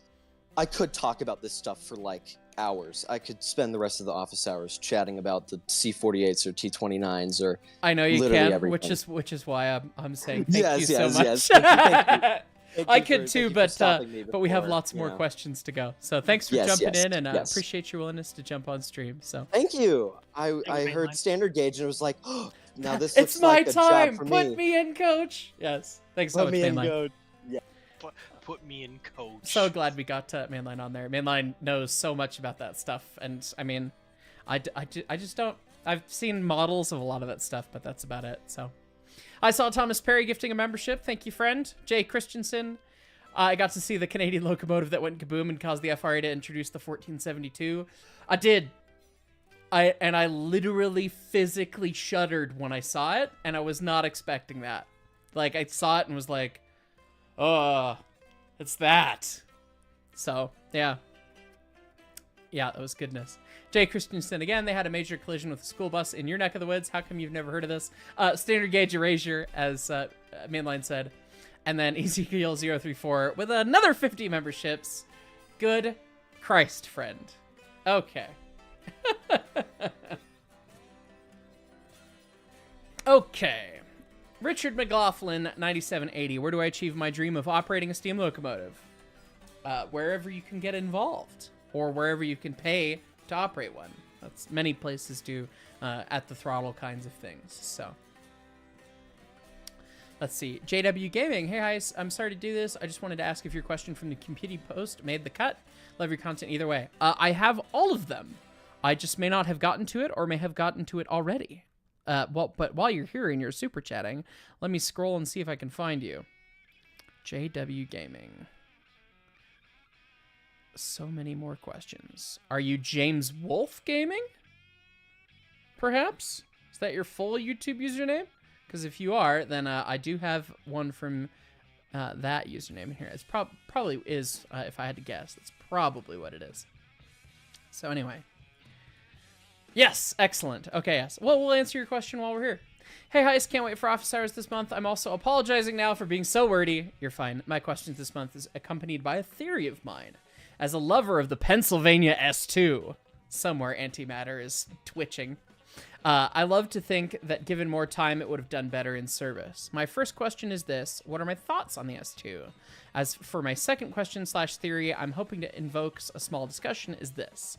It is said that the S2 was only efficient above 30 mile an hour. I believe that if the Pennsy had stuck a trailing truck booster on the locomotive, it would have been way more fuel efficient than it was. What are your thoughts on that idea? That seems to be right, because, I mean, the S2 for the uninitiated is the turbine locomotive that was made famous by Lionel, always making models of it. And it's a goofy, neat design. But it literally took the steam and just dumped it into a big turbine that was off of gears, I want to say, onto the whole rest of the thing to actually make it do the thing. And it was a 686. So, you know, maybe you should put some more weight on top of the drivers there. That might also help a little bit. Neat engine, but yeah, apparently inefficient at low speeds because of all that madness. I guess they've got a drawing of exactly how it worked right there. That's 0 pixels, unfortunately. But yeah, I mean, a tender booster would seem to make sense to me. If they had problems at slow speed, like that would help you get up to a faster speed. That would make sense to me. Whether or not it would have starting power or not, I mean, just a tender booster, because I mean, that's the real thing is the turbine doesn't do much until it spins real fast. Especially when you consider like efficiency type things. So that's hard to say. Would the booster be enough? Maybe, but hard to say. Maybe for lighter loads, sure. What a goofy looking thing. All right, let's see. Back to the top chats here. Got that. Southern Pacific AC9 CSD chat. I want you to know about Arizona 3-foot. I'm aware of ESD. I'm aware of Arizona 3-foot. I have this person named Mickley who's right here right now to talk about all sorts of things Arizona. Although I didn't know about those. Okay, I thought you were just going to send the magma stuff again. So let's see what you have to say and what we have to see. Sneak choo-choo. Is this in DMs or something? No, it's in ES&D chat. You may know Morenci Southern. I heard about the Morenci Southern, but did you know they bought old DNRG locos? The 72, the 73, and the 76. Also, Arizona Copper 20, wrongly known as USP 3, is literally a C21. Glad you rant more, but you're tired of typing. If you really want to know, you'd be glad to ramble in the VC. This is neat stuff. I don't know much about Arizona narrow gauge, and that's cool. It's neat stuff. That's part of our goal and hope with Century Steam as a project, is to help uncover some of these lesser known narrow gauge stories for not just people like me, but for everybody. And God, look at that extended Lincoln pin front pocket. Oh, it's delightfully cursed. Something UV and P Vauclins. Oh yeah, UV and P. Question mark? Them's some things too. Please, can I has? All split knuckles. Yeah, those are cool engines. Thank you for sending the pictures over. Did SolidWorks install? A restart is required to complete the SolidWorks install. I'm not going to press that button because it'll probably auto restart my computer because SolidWorks hates humans. Convinced.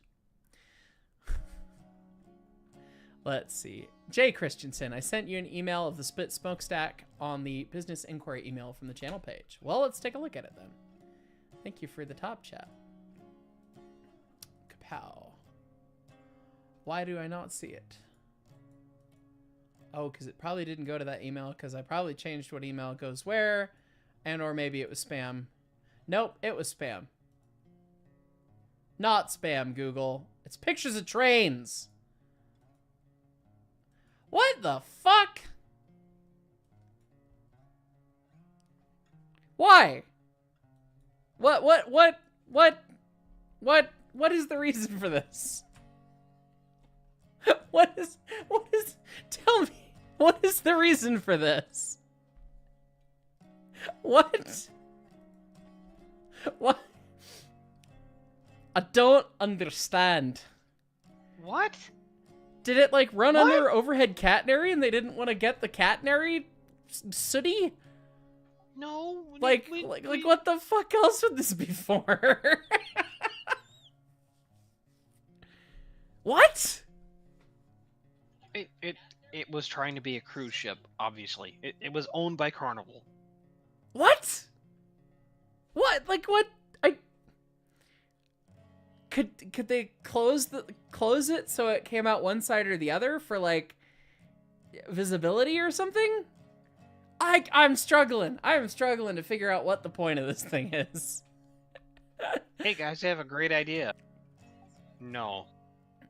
Do you think it has something to do with exhaust flow? No. No. It could. It could, but like... No, your best flow would be just exhaust, just blowing it straight up. Yeah. Weird. Weird.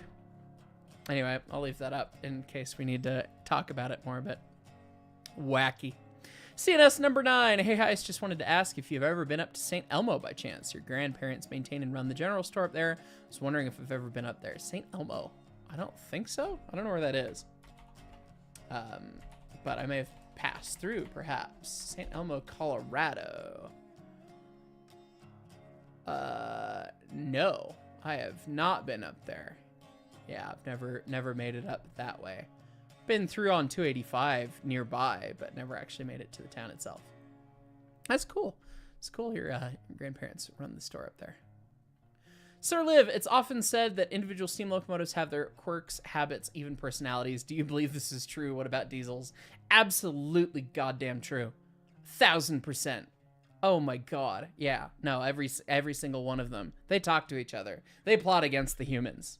They really do. Like, you will not convince me otherwise on that.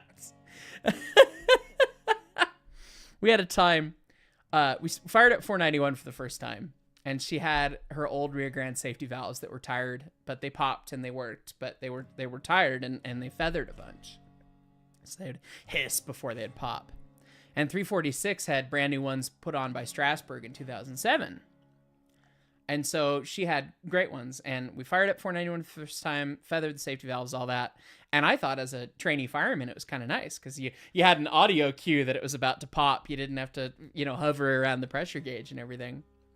And so first time we fire up 346, after we'd run 491 for the first time, her safety valve feathers for the first pop. And we all stared at it like, you never did that before. Why are you doing it now after your sister did it, huh? Just like, oh, they just do that. They plot against you. 491 had a guest engineer running one of the first times we were running it, and some crap came through the air system and broke the automatic brake valve. It wouldn't apply. It would only dump. And so, 491 goes around, Stromboli rode with the guest engineer. It was a buddy of his a couple times, and he got the hang of it, was happy. First time it was just me and him, she shits her brake valve. Like, hey, look what I can do, new guy. What are you going to do now? Your brakes don't work. So he had to dump it, stop, bring the train back down, whatever. Ripped the brake valve apart, put it back together. It was all fine. Next steam up with 346. Dusty's running as a young qualifying engineer. And I'm firing. And she did the same thing to him where he had to dump it and then it didn't work or something. Or maybe the track crew parked the excavator in the foul and he had to dump it and then it didn't work afterwards. There's something like that. But it's like, oh, the automatic brake valve did the same dumb thing, like back and forth. They absolutely, they have personalities. They talk to each other. It's real funny if you get the nervous guy to do this. Oh, that's just absolutely 1000%. You will not change my mind on that. Jay Christensen, will I add the USATC S118s to Century Steam? That is a question for the Century Steam YouTube and Discord and things and all that stuff. Not for me. I appreciate your $2 though. All shall come from the Studio 346 channel on those updates and what's going to be in the game and all that. And engines, you will know when more engines are ready to be shown, and only when they are shown will you know that they will be there. So time will tell. Brandon Flores, best moment of last year All Valley vid was holograph meatloaf, my favorite. I'm glad people can laugh at my SpongeBob quotes, because that's just what happens. Oh my god. Okay, so this was funny. I don't want to play the music because it'll get stuck in my head and it'll traumatize me again. But there's a new song that they play at Day Out with Thomas that's celebrating and trying to get girls and women excited about trains and whatever. And it's obnoxiously upbeat and poppy and has driving bass drums with this obnoxious chorus talking about calling all the girls from around the world and whatever. If you've heard it, you know the pain. And every time, it was my least favorite song at Day Out with Thomas because it's just so much louder than everything else. You could hear it from across the museum. Get out of my car at 6:30 in the morning and I can hear it from the loading platform, and I'm at the roundhouse and it's just oh my god. But the chorus has got these really fast-paced bass drums that are just driving like nuts. And every time in my head, for whatever reason, I think of SpongeBob in the Band Geeks episode. That's his eager face, just doing that with his tongue and both fists out. And I went to Eric, the man, the myth, the legend, the Eric Roche. And I started telling him this, and he finished the story for me because he independently also thought of the same thing the entire time. So that's some fun. There you go. So the SpongeBob references and quotes, they're just intrinsic to me as a person. So I'm glad that people are into it. So you were sharing the brain cell. We are sharing the brain cell. Yeah. So let's see. I don't see anyone talking about the double stack and any other any other things. It's fine. Okay, Gaming Doggo 66. Will there be colors for Century Steam like a blue K37? What did we just finish saying? No Century Steam questions Century here. Steam questions go on the official channels, guys. Come also, on. blue K37. I have strong feelings. They were about green. That. I have strong feelings about that. That's all I'm saying. Garyl23. Hello, love everything that is this community and channel. Fireman for 1 month. Thank you. My question is, what steps might someone need to take to possibly get into a full-on career in heritage/steam railroading? You got to start. You got to do it. You don't get hired for the few select jobs that are in this by not having experience. I ended up at the museum because I had volunteered at the museum. I knew the engines inside out. They were happy to hire me. Been there, done that. Dusty, same thing. Position came open. We need a mechanical guy. He had volunteered forever. Hey, do you want the spot? Do you want to do this full time? Are you that deranged? Yes, I am that deranged. Sign me up. Jeff started at Knott's, went to the Durango and Silverton, wanted to get into a museum curatorial thing because he loves the history of stuff. The spot came open, and he had just moved to Durango, and we were like, hey, so you want to come work for the museum? And he was like, fuck! I have to move again? So you really got to get started on it. There are some places that you can get into a career from the ground level knowing nothing. Those places are rare.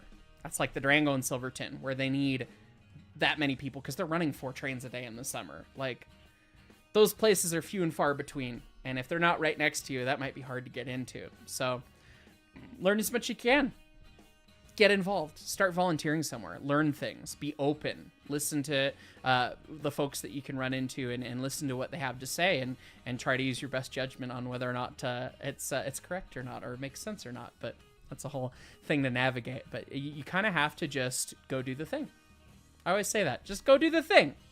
Stop thinking about doing the thing. Stop asking questions about doing the thing. Go do the thing. You'll be happy for it. Our good friend Midland of the channel, who has broken the economy many times, asked questions about, well, what do you do? How do you get involved? Like, you just go do it. You go sign up, and then you go do the thing. And now Midland goes and does the thing, and will not stop gushing about how much fun he has at the East Prod Top. Go do the thing. Go. Make it so. Begin. You'll have a much better shot at getting one of the few coveted positions if you're insane enough to take one and also have the experience there. So we gotta get you doing the just do it routine. Just and do it! Use that as one of the super chat things. That would be fun. We could do that. I could learn that. We could do that. Shia LaBeouf. True Nub Gaming, I was so excited to see the inside of that tower, which is original from 1903, that you accidentally left your phone in the car. As a crime unit, if you're ever in Texas, you recommend I go see it. That's hella cool. I'll have to go, and I'm sure I'll be in Texas again. Jesus fuck, Ezekiel. You heard somebody say the phrase break the economy, and you said, okay, why not? The chat's not all green yet.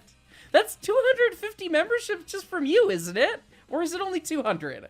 Good God, man. Thank you. Again. I don't know what to say to you. Other than thank you. I appreciate you. 2 Penny Studios. What did Haley and the other women on the train crew think about the Thomas song? Did they think it works in getting more women involved in trains? I'm pretty sure they thought it was just as annoying as fuck as the rest of us did. But she probably also sees the merit because she's rather intelligent, but I cannot speak for her. Actual kennel, yeah. Good lord, Ezekiel, seriously. Sir Liv, what level of grunge in running Preserved Loco makes you say, hey, it's probably fine versus one look make you run like hell? It depends on the grunge. It really does. People will see a dirty locomotive or they'll see steam leaking and they'll start to go, ooh. And that's not the concerning stuff. Yeah, it's the specific thing being concerning. You see a washout plug leak? It's a washout plug. Like, you can't do anything to it until the engine goes down. And if it's just leaking and it's at full pressure, like, okay, that sucks. It doesn't look good, but, like, they'll fix it next time. You see packing leak? Packing leaks. That's what it does. You see some rusts. You see some whatever. Crap flash rusts. Like, that's no big deal. Some of the grunge and some of the stuff people complain about is totally fine, and you're being a complete idiot foamer when you complain about it. That was my outside voice. My apologies. But then there's some stuff that's like, oh, that's really bad. Like, oh, yeah. There's some stuff that's real bad. Like, you see stays leaking. rows of stays leaking. I've seen pictures of that engines in tourist service with a row of most of the bolts leaking, and it's like, that's not allowed by the FRA. That's not good. You see cracks developing in things. Well, yeah, maybe it's fine, maybe it's not. You know, the engine, like, there's all sorts of little things. It depends on the grunge. Some grunge is fine. Some grunge is not grunge. Some grunge is Nirvana, and some grunge is just bad. So, anyway. There's a comment in the live chat from one Ashley Taylor. It's Ashley here. You want me to say? Is that I'm actually? I'm assuming That's it's not in- the other Ashley Taylor? No, that's actually Jeff's wife, Ashley Taylor. Hi, Jeff. All right. Hi, Ashley. Hi, both of you. You're probably watching. Hi, Teddy, if you're watching. Do you want me to say? She probably thinks the song's annoying as fuck, too. Sure, why not? I assumed it was someone from the museum asking. So. Sorry, if Teddy's watching, I shouldn't be swearing. I would assume if Ashley's watching that Teddy's watching, because that's just what happens, but... There's a hi with many exclamation points at the bottom of the chat. Hi! Good. It is. They tried. I'm glad. Annoying as hell, but they tried. There you go. There's your answer for Two Penny Studios. Yeah, there is an Aussie Ashley Taylor. It throws me for a loop every time. There is an Ashley Taylor from Australia that watches the channel and pops in on live streams. So when you said Ashley Taylor, I was like, is it though? Is it Jeff's wife? But yes. Hi, Ashley. Anyway, that's funny. Jay Christensen, somebody has said paint 491 blue and put a Gordon nameplate. Let's compare tractive effort of a DNRG WK37 and an LNER A3. I hate to break it to you, but I'm pretty sure 491 outpulls the A3. It just won't go near as fast. And no, you're not painting my choo-choo blue, and we're not putting a face or a name on it. She's called Peaches, and that's it. Oh my god, Ezekiel, it's 1522 memberships gifted this year so far. Sheesh. He did that with another super chat. He's insane. Ezekiel, man, I don't know what to say to you other than thank you. That's an appropriately foamy number. Vintage 1990s foam number of memberships gifted. Do you think he plans it all out? Or just makes it up as he Probably. goes along. That's funny. Okay. Back to the questions here. I think we got all the top chats. Rob Kiger at 34. What are you saying, Mickley? A couple more comments from Ashley Taylor. There's an Ashley on 315 as well. I see that. That's funny. Oh, it was just the one. Yeah. I thought there was more. What's a locomotive's favorite drink? Fireball. Not in the case of our engines. 491 likes tequila. 346 likes gin. And 20 likes bourbon. So. Fireball. Blech, yeah. Blech. Colonel Cactus, where did the name Peaches come from? Good freaking question. I wish we could remember. There was a triangle of Leighton, Brett, and I pointing at one of the others saying that they came up with it, and none of us can remember. CJ Carthy 5, Paint 491 Bumblebee Fund. There's Jeff just cockatooing somewhere at the thought of that. So no, but thank you. Noah made Lil, hey Hyce, what books in your opinion can teach you about Steam running and what college level coursework applies to Steam operations?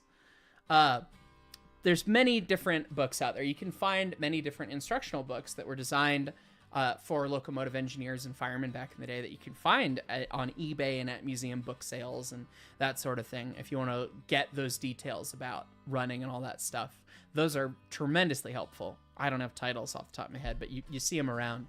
And what college level coursework applies to Steam operations? Almost not a goddamn thing. There's not much you can learn in college that will help you with a steam locomotive's operation. There's a couple things that might help give you some background as far as the maintenance and the mechanics of them, but that's about it.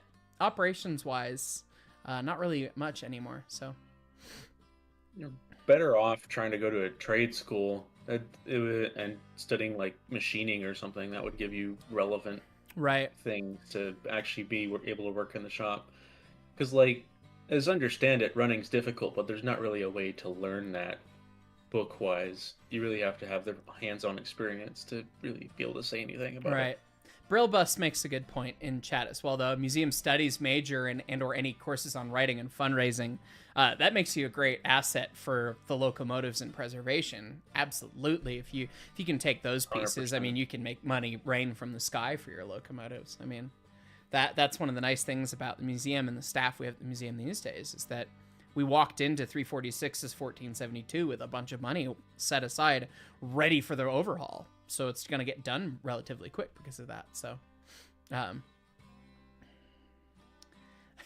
Two Penny Studios Burger King color scheme for RGS 20 when? Time to cause Jeff some pain. No Burger King for 20. We do not do this. And Ashley says, you went to Cal State Disneyland to learn about steam hell hops. Hope it helps. Yeah, Cal State Disneyland. They will teach you a thing or two. So would Cal State, Knott's Berry Farm, and Colorado State Railroad Museum.png. So yeah, all those fun things. Yeah. Yes, grant writing, all good things. Sir Connor, what plans with your Chanel in the near future? Pretty sure they mean channel. Continue to post videos. That's what we do here. Hopefully more travel videos. I'm traveling to California to film some neat miniature train things coming up shortly, which is pretty exciting. And so hopefully I'll get to post that video from Age of Steam at some point. I need to ping them again because they've had a week to review it and I haven't heard anything. We're going to do some more model train stuff. I got to do the Build a World series with Walthers. They shipped out the giveaway kit to Vinny of Australia. They shipped it out late last week, so he should hopefully be getting it this week. And then the first video of the series will probably come out in a week and a half or so because Nick's got some travel and I did not get my end of the layout built fast enough. So, but want to do some more model train content when it gets a little bit more into the Railroad 101 stuff, like today's video. That was kind of a nerdy deep dive. I had fun putting that together, and I got to learn some too. So I'd love to get to do some more of that stuff for you guys. And yeah, kind of that stuff. Any updates on Trolley Museum video? Chat was talking about it a while ago. I told Nick to stop working on it because he's expensive. And we're gonna finish that out. We're gonna do that video for sure still. But yeah, it got to the point Nick was sequencing it, and there's so much like menial level editing that he had to do to kind of get it to a certain point, and it was like, sorry, I'm having to pay for a lot of stuff all at once, and my cockatoo is coming out. So that's a little inside baseball and business stuff, but we're gonna finish those out.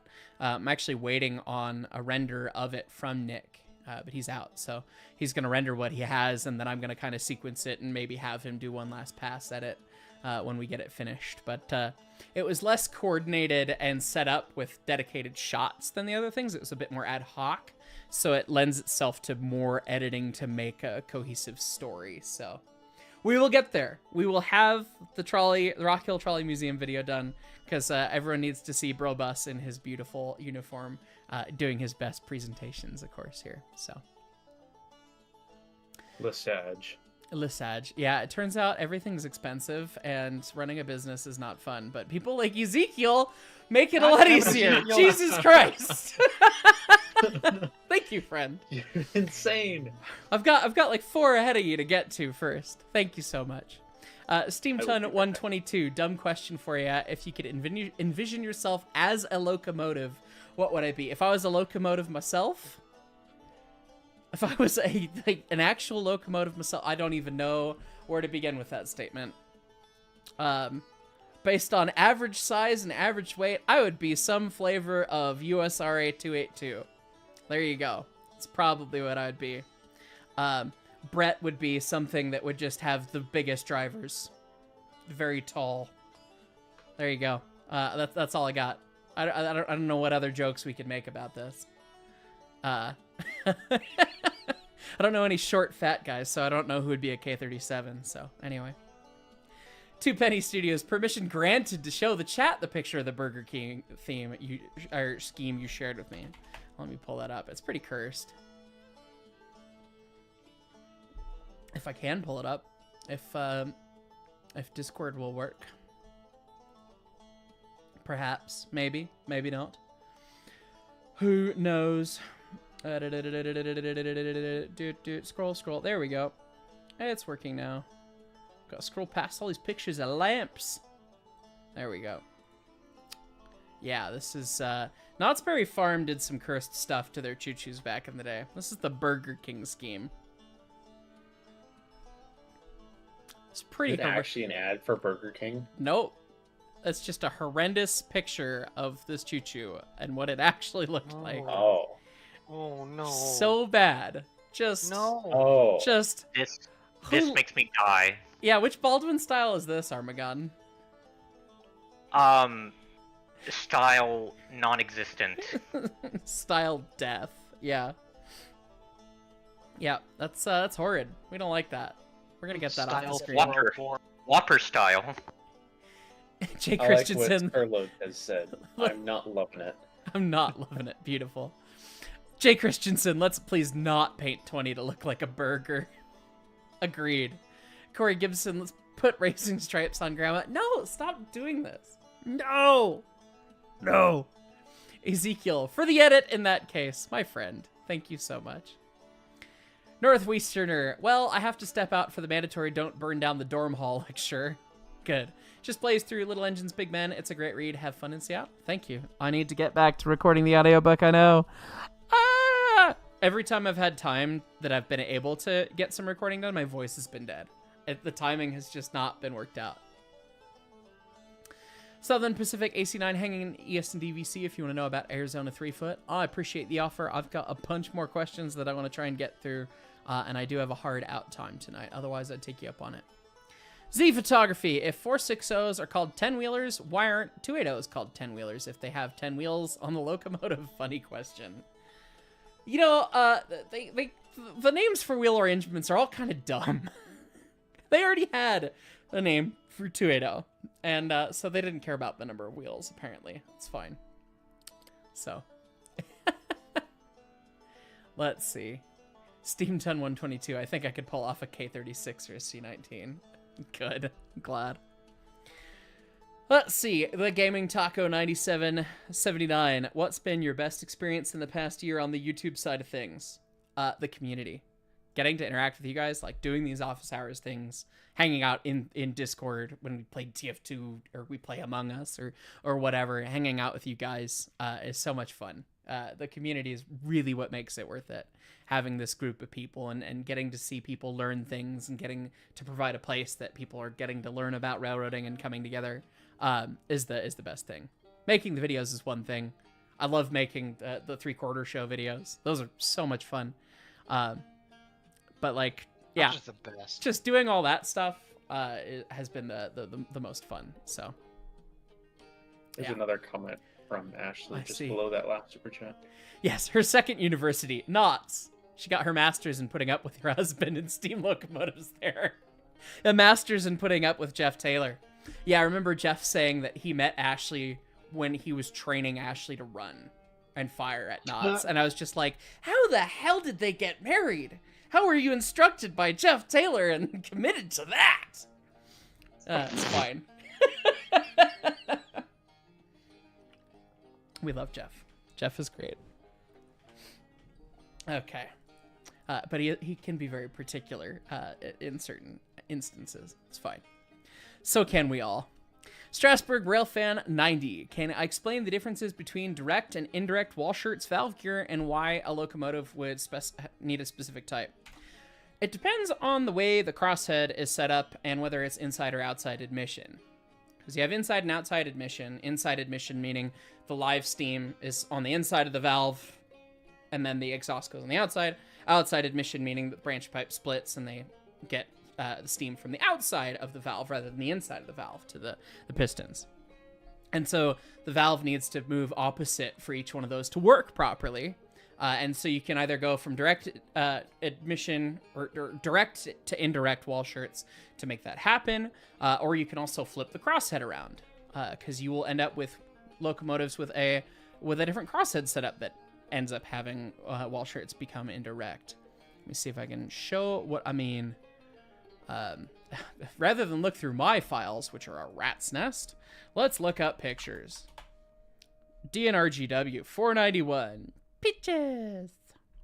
Okay. Is there a good side shot of the choo-choo? Maybe this one. Glenn Brewer pictures. Glenn's a nice guy.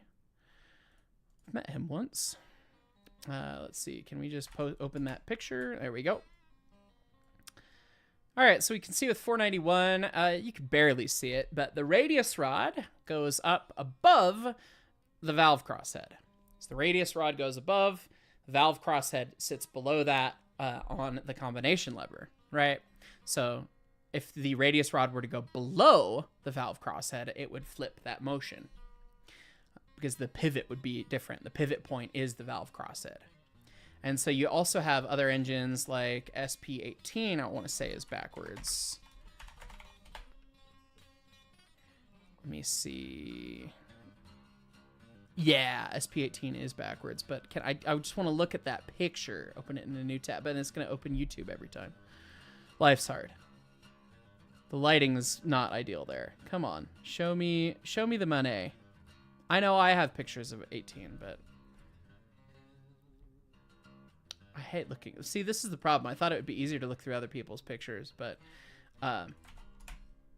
because they're more organized than my pictures when I can Google search for them. But then I'm looking at other people's pictures. Anyway, so the valve crosshead on the 18 is above the radius rod. And so the motion's flipped because the whole thing, blah, blah, blah, blah. So you can see that 91's crank is much closer. 18's crank is not. That sort of thing. So direct versus indirect based on the way it's set up. So, yeah. Geometry and the way it's admitted. Like, there's just many different ways to set it up. It's not like this one needs this or this one. It's the designer said, I want to do this. And so they did. Let's see. No top chats. Wow. Okay. And thank you, Mainline. I see that you sent me pictures, but we got the gist across. UPRGH. I think that's the Union Pacific and Rio Grande historian. Hey, Mark, got a couple questions. What's one other narrow gauge locomotive other than 20 Grandma and Peaches I would like to run? This can be anything that did exist or still exists. I want to run them all. Duh. I mean, if it did exist, I'd love to run a Uinta Articulated. Duh. We like those. They're neat. They almost existed. They almost existed. Cries. I'd love to run a K28 just to see how they feel. Because I've heard they're the sports model and they're supposed to feel real nice. So, shrug. Hopefully that's a thing. Someday. Never know. And then question 2, do you think Leighton will make the decision to restore 268 to service, seeing as she is one of the 3 C-16s left and probably the most iconic one? To quote Leighton Moreland, no. One does not simply wave a magic wand and the train runs. So.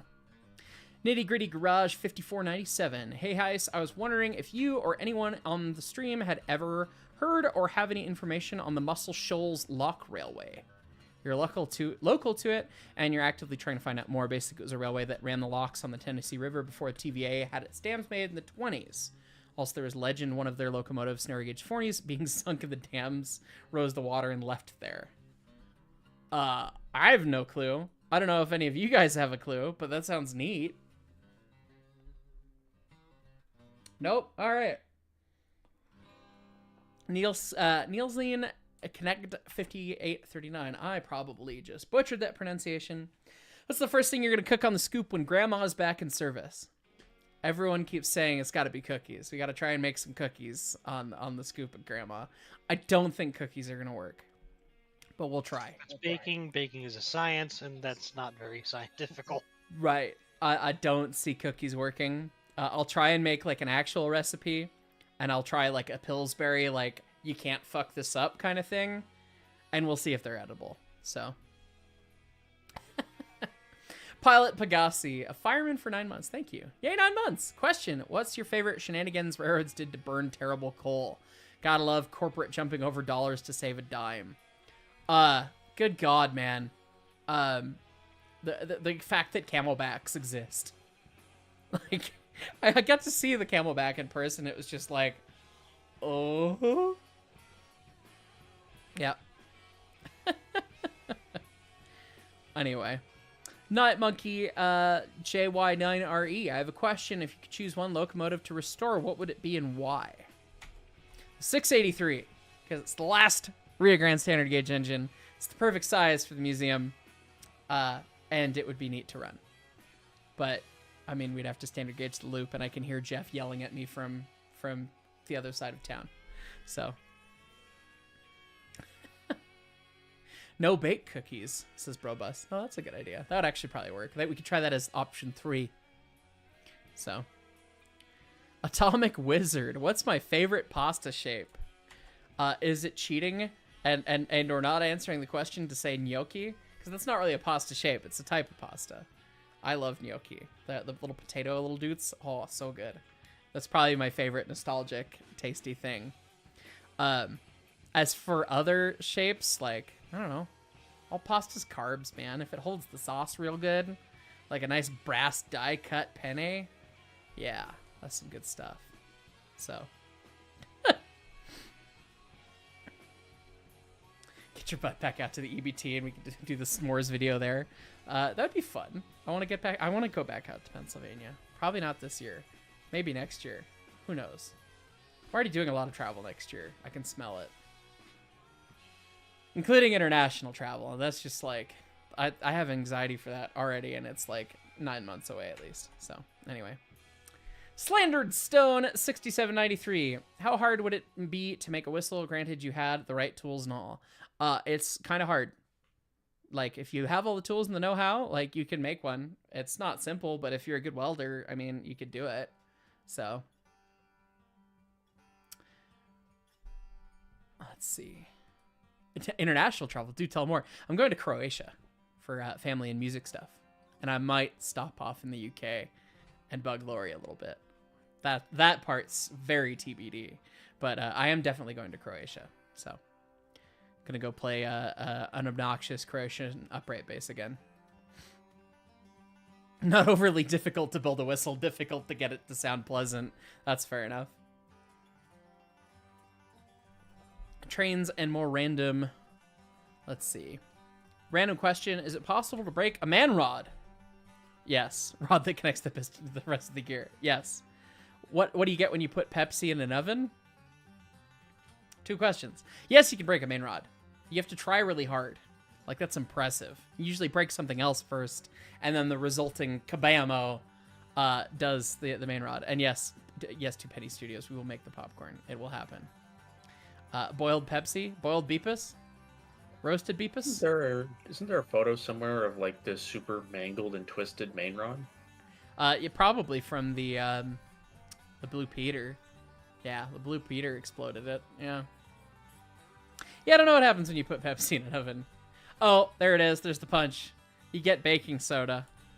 We're liming you for that one. Trains and more random things. Osage Orange Gaming. Hypothetical scenario. If you had the chance to found a tourist railroad, what rail equipment would you want for it, and where would it be located? It would be located near a population center of humans that would want to ride it conveniently. And it would involve something cheap and easy to run. Depends on the thing. And it would be hopefully somewhere pretty, like somewhere that draws you in to actually go ride the thing. So a lot of tourist railroads have the problem of being out in the middle of fucking nowhere. Like the Cumbres and Toltec. It takes you a day trip to get there, like, no matter where you come from. Unless you live in the middle of fucking nowhere where you can just get there. But it's really pretty, and it's got the steam trains and the things.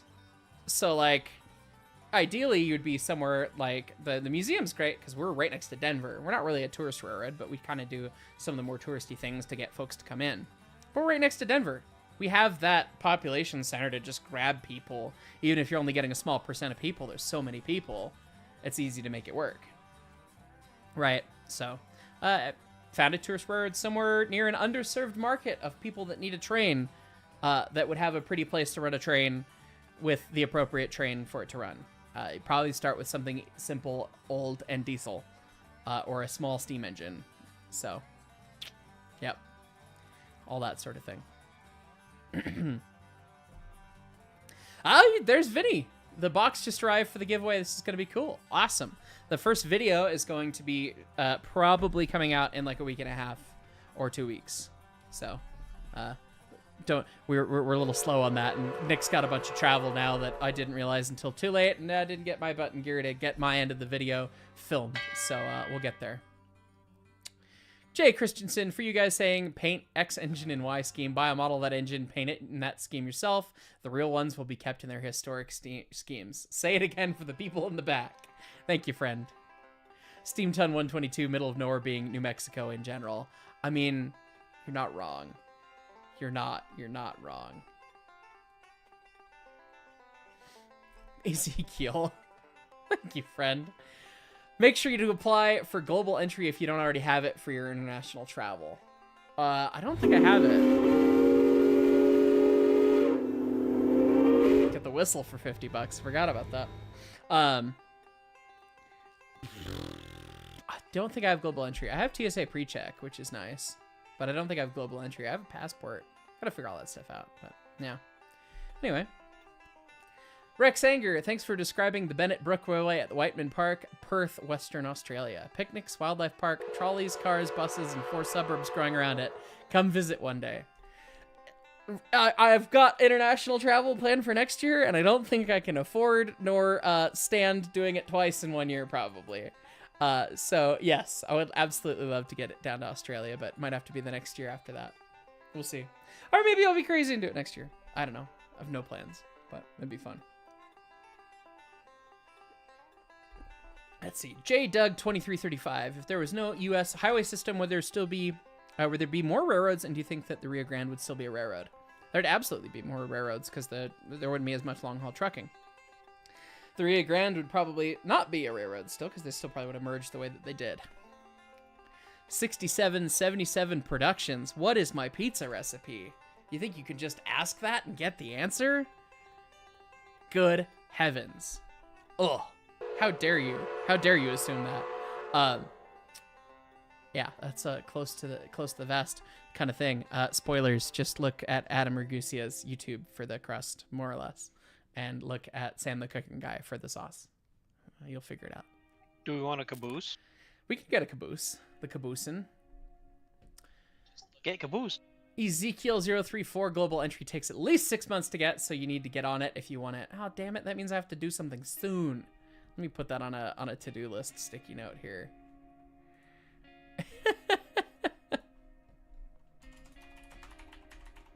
Thank you. Yeah, that seems helpful. Angelita Moore, hey, Hyce. Yes, if you're traveling over ever to go to the UK, will you do a collab with Laurie's Mechanical Marvels? He's the UK version of you. That's what we've been mentioning. Yes, Laurie's actually planning to come over here at some point. We haven't nailed that down. We've talked about what we would do. And I will hopefully go over there, either on the way to or on the way back from Croatia when I go. So here's knocking on wood. Here hopes it works out. Okay, Jordan Freeman 166. Another question. Here we go. When do we get the Cursed Trains live stream? We got the first half. We need to do the second half. But I think we need to revet it and make sure that we have explanations for all the trains so that it becomes more fulfilling than just like confused cricket sounds. We just need the enemy. We need the enemy. We need the enemy, you and Antimatter in the call, and then me, and then just keep it small and make sure we have explanations for all of them, or at least history of all of them, and do that. And if one of you guys can put that together, we'll do it again. That can be done. Kapow. Make it so. Thank you. 2. How about the CRM do a Hyce photo special with 491 lettered for the ES&DT, 346 lettered for the ES&D, and 20 lettered for the STNS?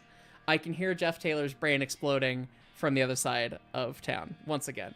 I would love to do a joking ES&D scheme, but honestly, like actually repainting any of the cars would be a travesty to letter it in a joke scheme, because if we're repainting a car, we have so many cars that need paint in general. Like, it just doesn't make sense. Maybe I'd sponsor one someday as a joke, but right now we've got plenty of other mouths to feed, and we're not repainting any of the locomotives. Like, they're all painted and pretty, and You do not know the trauma that went into painting the tender of the RGS-20. So, yeah, it's fine. And then having them pulling a train of ES&D painted explodey boys. Really, really, like, lettering a whole train, we just do not have the humans for this. So, anyway. Daniel Lewis, 1789. What would have to happen logistically to make a run at full speed / a record attempt with 5550 or another steam locomotive? You know, there's a ton of reasons, some red tape, and several good safety ones. That's nearly impossible. You can't run it anywhere really legally in the U.S. Fast enough. Like, you could put PTC on it and whatever, but you probably wouldn't get through the red tape of, like, running it on the Northeast Corridor or Brightline or anything. You could probably bring it to the TTC here in Pueblo, Colorado, where they do all sorts of research and they wreck trains. They've got like a big loop of track that is like a 200-mile-an-hour loop of track, I'm pretty sure. So theoretically, you could contract with them and come run it down there, but then there would be safety precautions and you'd have to make sure the locomotive was actually perfect and everything and all that sort of stuff. So yeah, that would be the way to do it. I see comments about magnetic lettering or wraps. Wraps would be obnoxious to custom make for a train car. Magnetic lettering works worse than you'd think it does. It just does not. We bought a magnet for Polar Express to put on 491 the first year we did Polar Express. And it just did not stick. We had to tape the magnet to the tender. Literally. Like, that was just, there you go.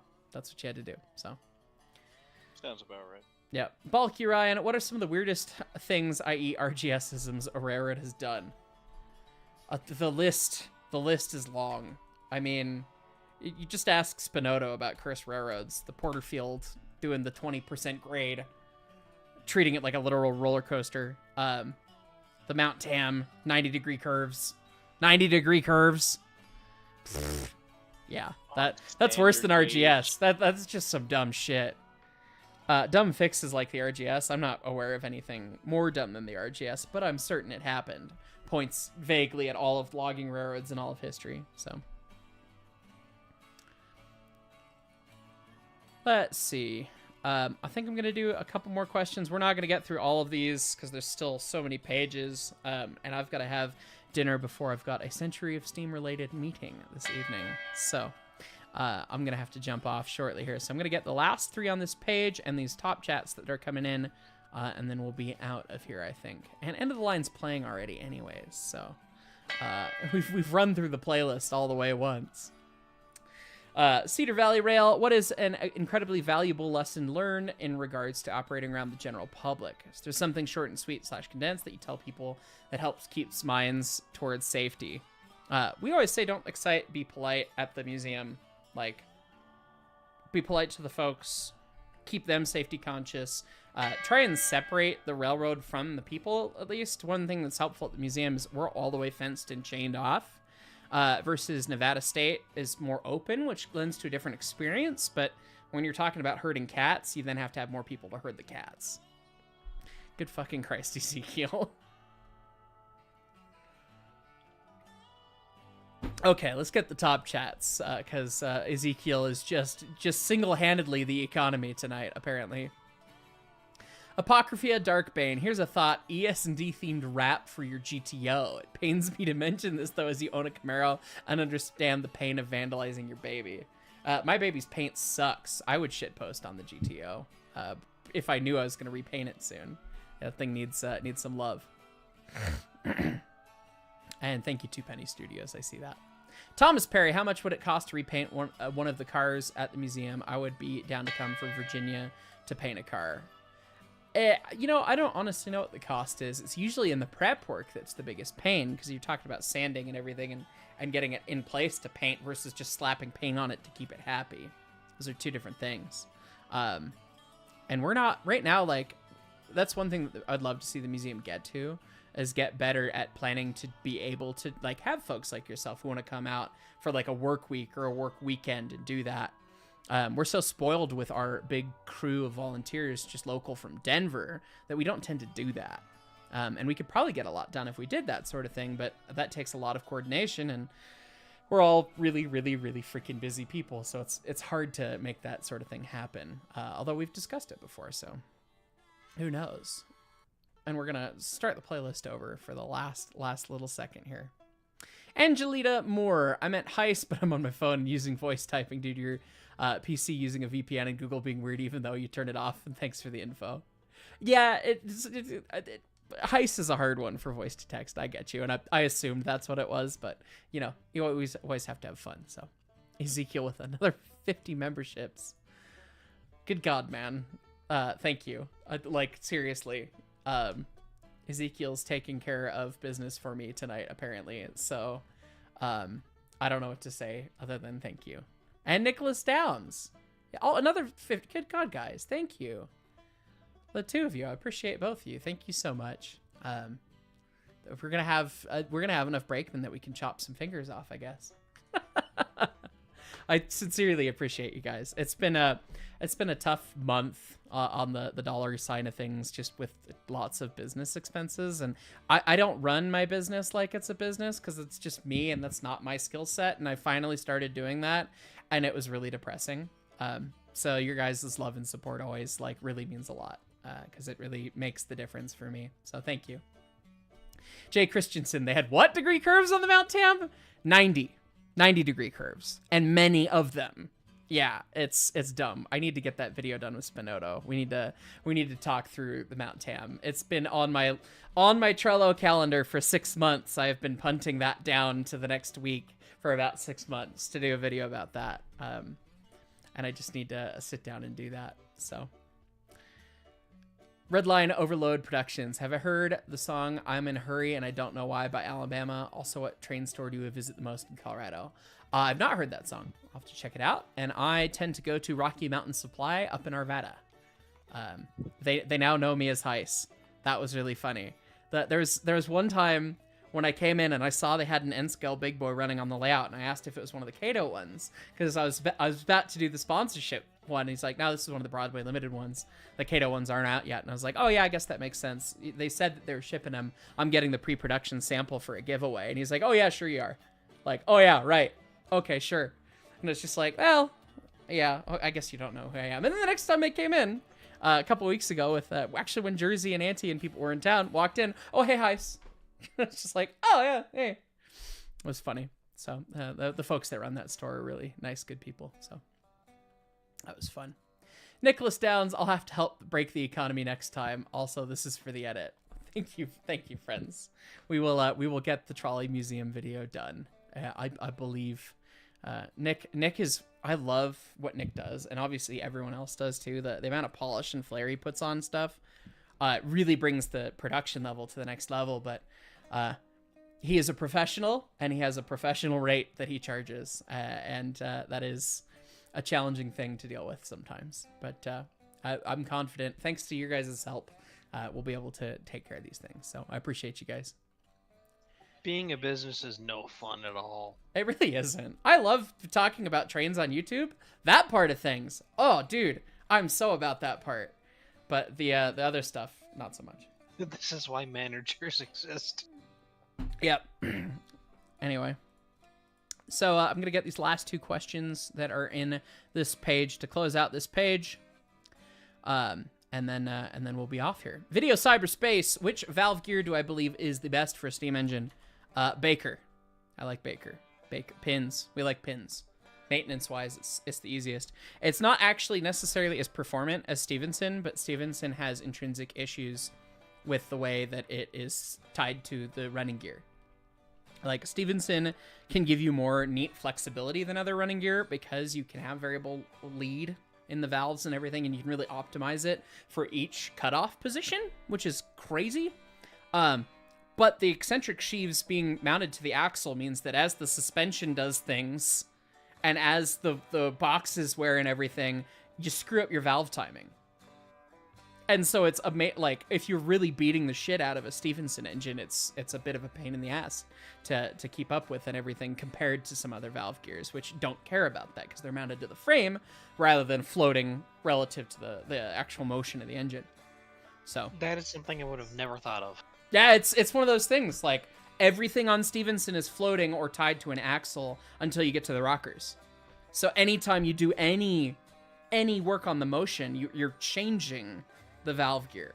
So, you know, in tourist service and these days, like, no one's running engines that hard that much to do that. But it's like, if you had to maintain that as an engine that's getting the crap kicked out of it, like, yeah, that adds a fair amount more maintenance. Whereas Baker, mounted to the frame, all pins, great, fucking figure it out, man. Like, that's awesome. So anyway, Mainline through the Rockies, the man, the myth, the legend. He was on stream.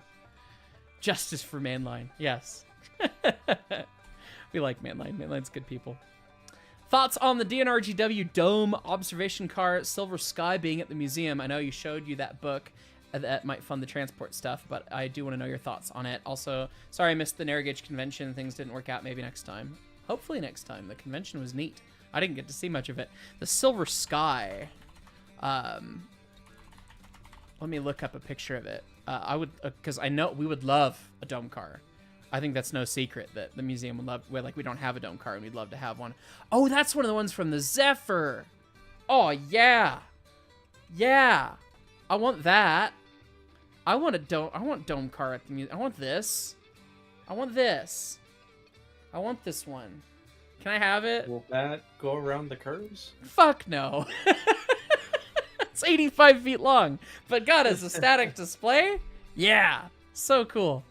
Yeah, that would that'd be fun. I know that it's a desire to get a dome car. That's been a long thing that the museum's wanted. So maybe someday that'd be cool. If you take one of the existing cars and make it a dome boost. All right, guys. Well, that's all of the questions that we have time for. We're gonna kick the. God, it is. It's like 3 more pages in my Google Drive document worth of questions, and we're gonna kick those to next time. This has been 3 hours of stream. I gotta get some dinner figured out, and then I've got a meeting relating to Century Steam. So, anyways, guys, Thank you so much for watching. Thanks so much for the love and support, Ezekiel. You son of a bitch. It is just like. The fact that you've just been this generous and nice tonight after knowing that we can't go out and get drinks this Friday because I will not be here, single tier, another time. And the drinks will be on me, good sir. We'll make it work out. Thanks so much for watching, guys. We will see you all next time. Take it easy. Subscribe! Like, subscribe! Join the Discord! Join the Dick Scroll! That's stored. That stuff.